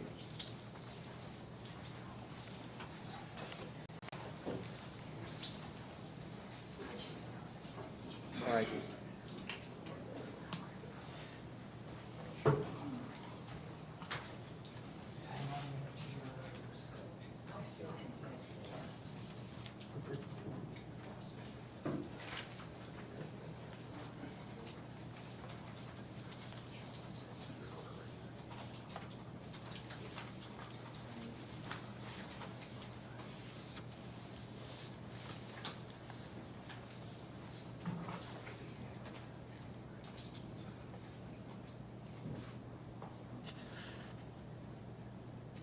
All right, then, Mr. Clark, you're representing Mr. Smith, That's correct, Judge. and Mr. Bassey, you're representing the state, That's correct, Your Honor. and this case is being diverted, then, Mr. Bassey, on the conditions of no unlawful contact, domestic violence assessment, comply with recommendations, and pay court costs of $220. No criminal acts or domestic violent acts during the period of diversion. How long is the period of diversion? It's 12 months, Your Honor. I apologize, it wasn't in the agreement, but it's in the order. So, period is 12 months, and this says,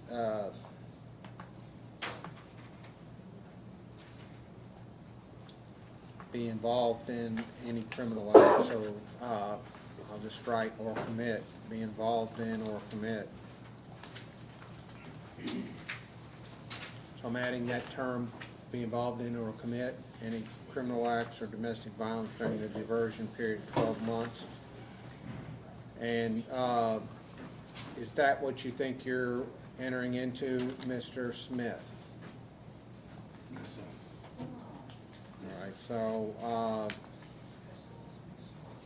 then he's not entering a guilty plea, is that right? A guilty plea is required pursuant to this diversion agreement, Your Honor. Your Honor, I still contest this. Sit down, ma'am. You're not a lawyer, and you're not representing him, and he's an adult. Ma'am, if you keep talking, we'll ask you to leave.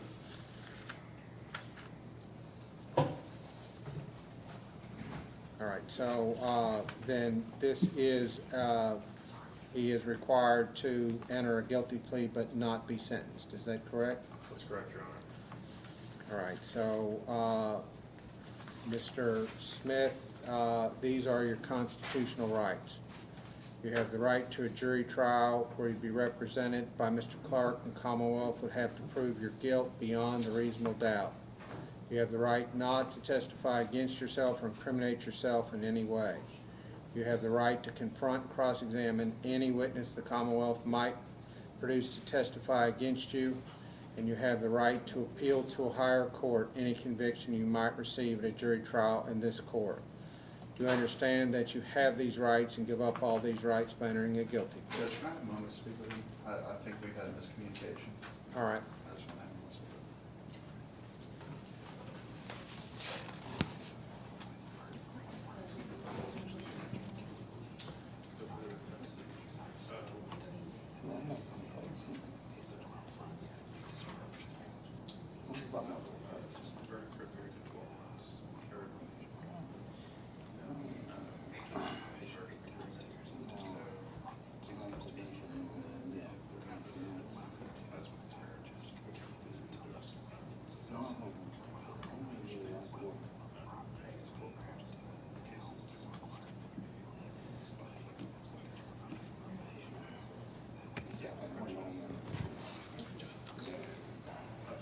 All right, Judge. Are we good? I believe we're ready, Judge. Mr. Smith, you know what you're agreeing to, then you're to enter a guilty plea but not be sentenced. Yes, sir.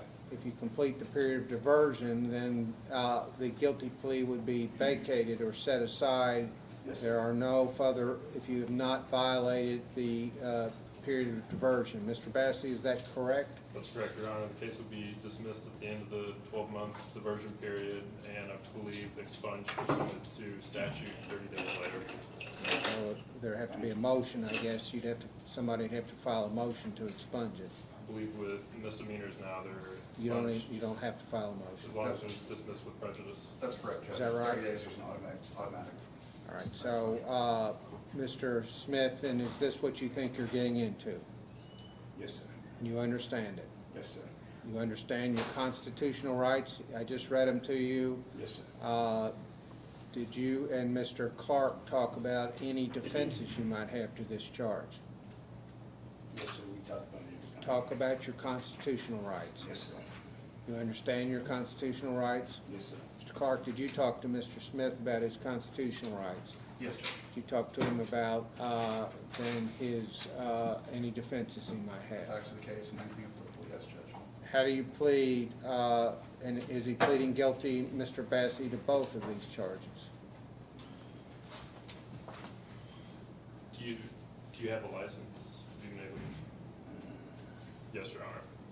All right, then, Mr. Smith, how do you plead to assault in the fourth degree domestic violence?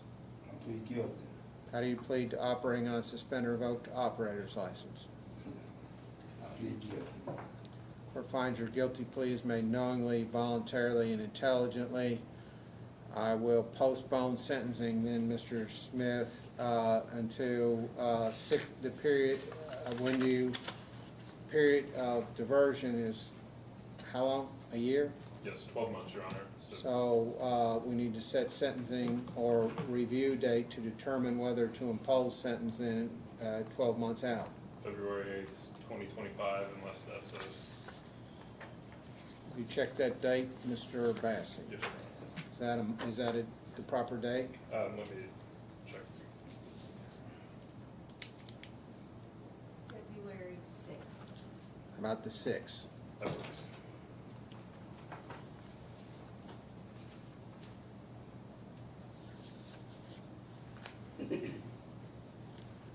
Nine o'clock on that day? Is that it, 9 o'clock?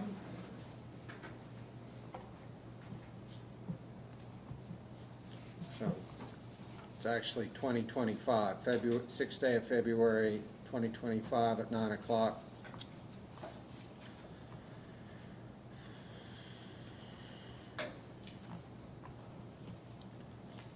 All right, so, it's a long time away, Mr. Smith. He are going to be released today, is that right? He has no further I holds? believe he has a hold in a court appearance tomorrow. All right, so you've got a hold in another case. You'd be released on this case today, then. What's he got? What have you got, Mr. Smith, or Mr. Clark? What's Mr. Smith have? What's the hold? What is your hold, sir? It's for, I believe it's a probation revocation here, Your Honor, based on these charges. probation revocation. I got that. For what's the charge? What's the charge upstairs? It's a felony, I understand. Possession. All right, so, Mr. Smith, you'll be back in court on the 6th day of February 2025 at 9 a.m. It's a long time away. Then you owe $220. I will I'll set this off 6 months then to pay these court costs to determine, we will know a little bit more about Mr. Smith's ability to pay at least in 6 months. All right. So give it 6 months. Be July 11th. July 11th, 2024 to pay court costs, July 11th, 2024, 6th day of February 2025 to review whether you comply with the diversion order. All right. Anything else then, Mr. Clark? I don't believe so, Judge. Will you write those dates down for him? I will. Anything else then, Mr. Bassett? No, Your Honor. Anything else, Mr. Newbern? Judge, not on this case, but there was a case this morning, call 34. That is Miss Juliana Starks. Let me first do this. All right, go ahead. And Judge, you issued a bench warrant this morning for $250. We received a fax this afternoon from Paducah Physiatric Partners, and apparently Miss Stark's daughter had the flu, and she was seen, I think it was yesterday or the day before. She's still sick, and so that's why she wasn't here this morning. Well, here's the thing, I'm not gonna recall, I'll tell you what, is she represented by a lawyer? I don't believe so. She was just on for the arraignment this morning, Judge. Here's what we'll do.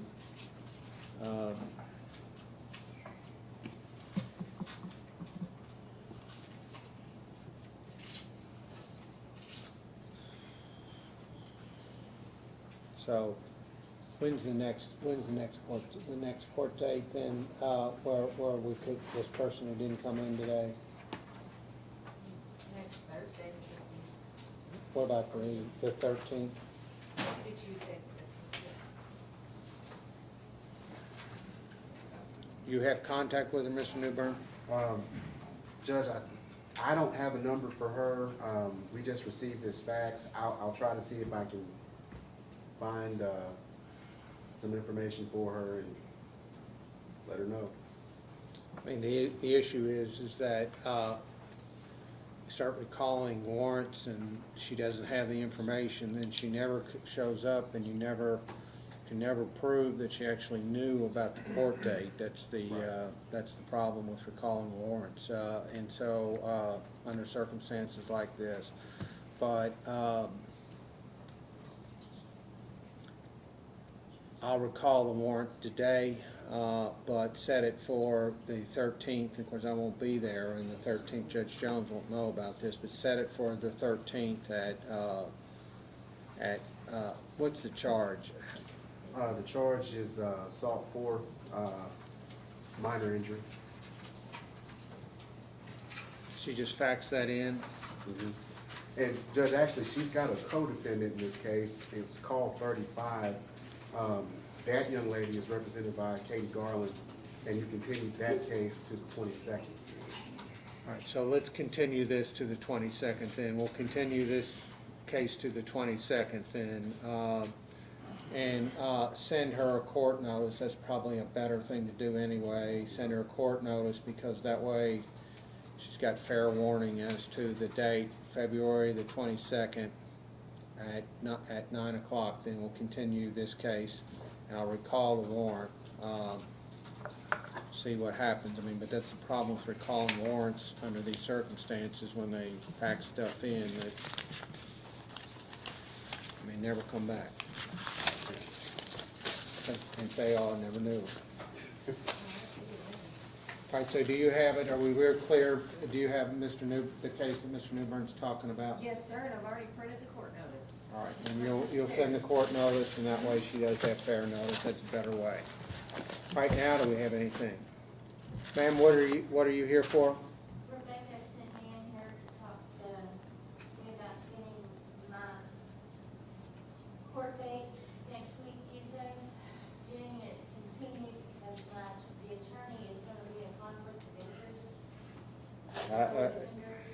I'm not, I won't continue it without an order from the prosecutor, so, I'll talk to you about it. so you talk to the prosecutor about it, and then it would be Judge Jones, right? I believe so, Judge. All right. All right, anything else, Ms. Hernandez? No, Your Honor. All right, Ms. Clark, we're adjourned. Thank you, Judge. I'm going to need your signature on these bond modification forms. And then, Chess, Mr. Clark brought this earlier, she was in court on Tuesday. Judge did say that he would amend her bond if we could get a bed date for her. Judge Jones? said- Yes, so we need a signature for her to be able to go Monday morning to this rehabilitation. There's from Tuesday, and here is the order with the bed date on it. Just tell me that. I can do that. Hey, Mr. Newbern? Yes, sir.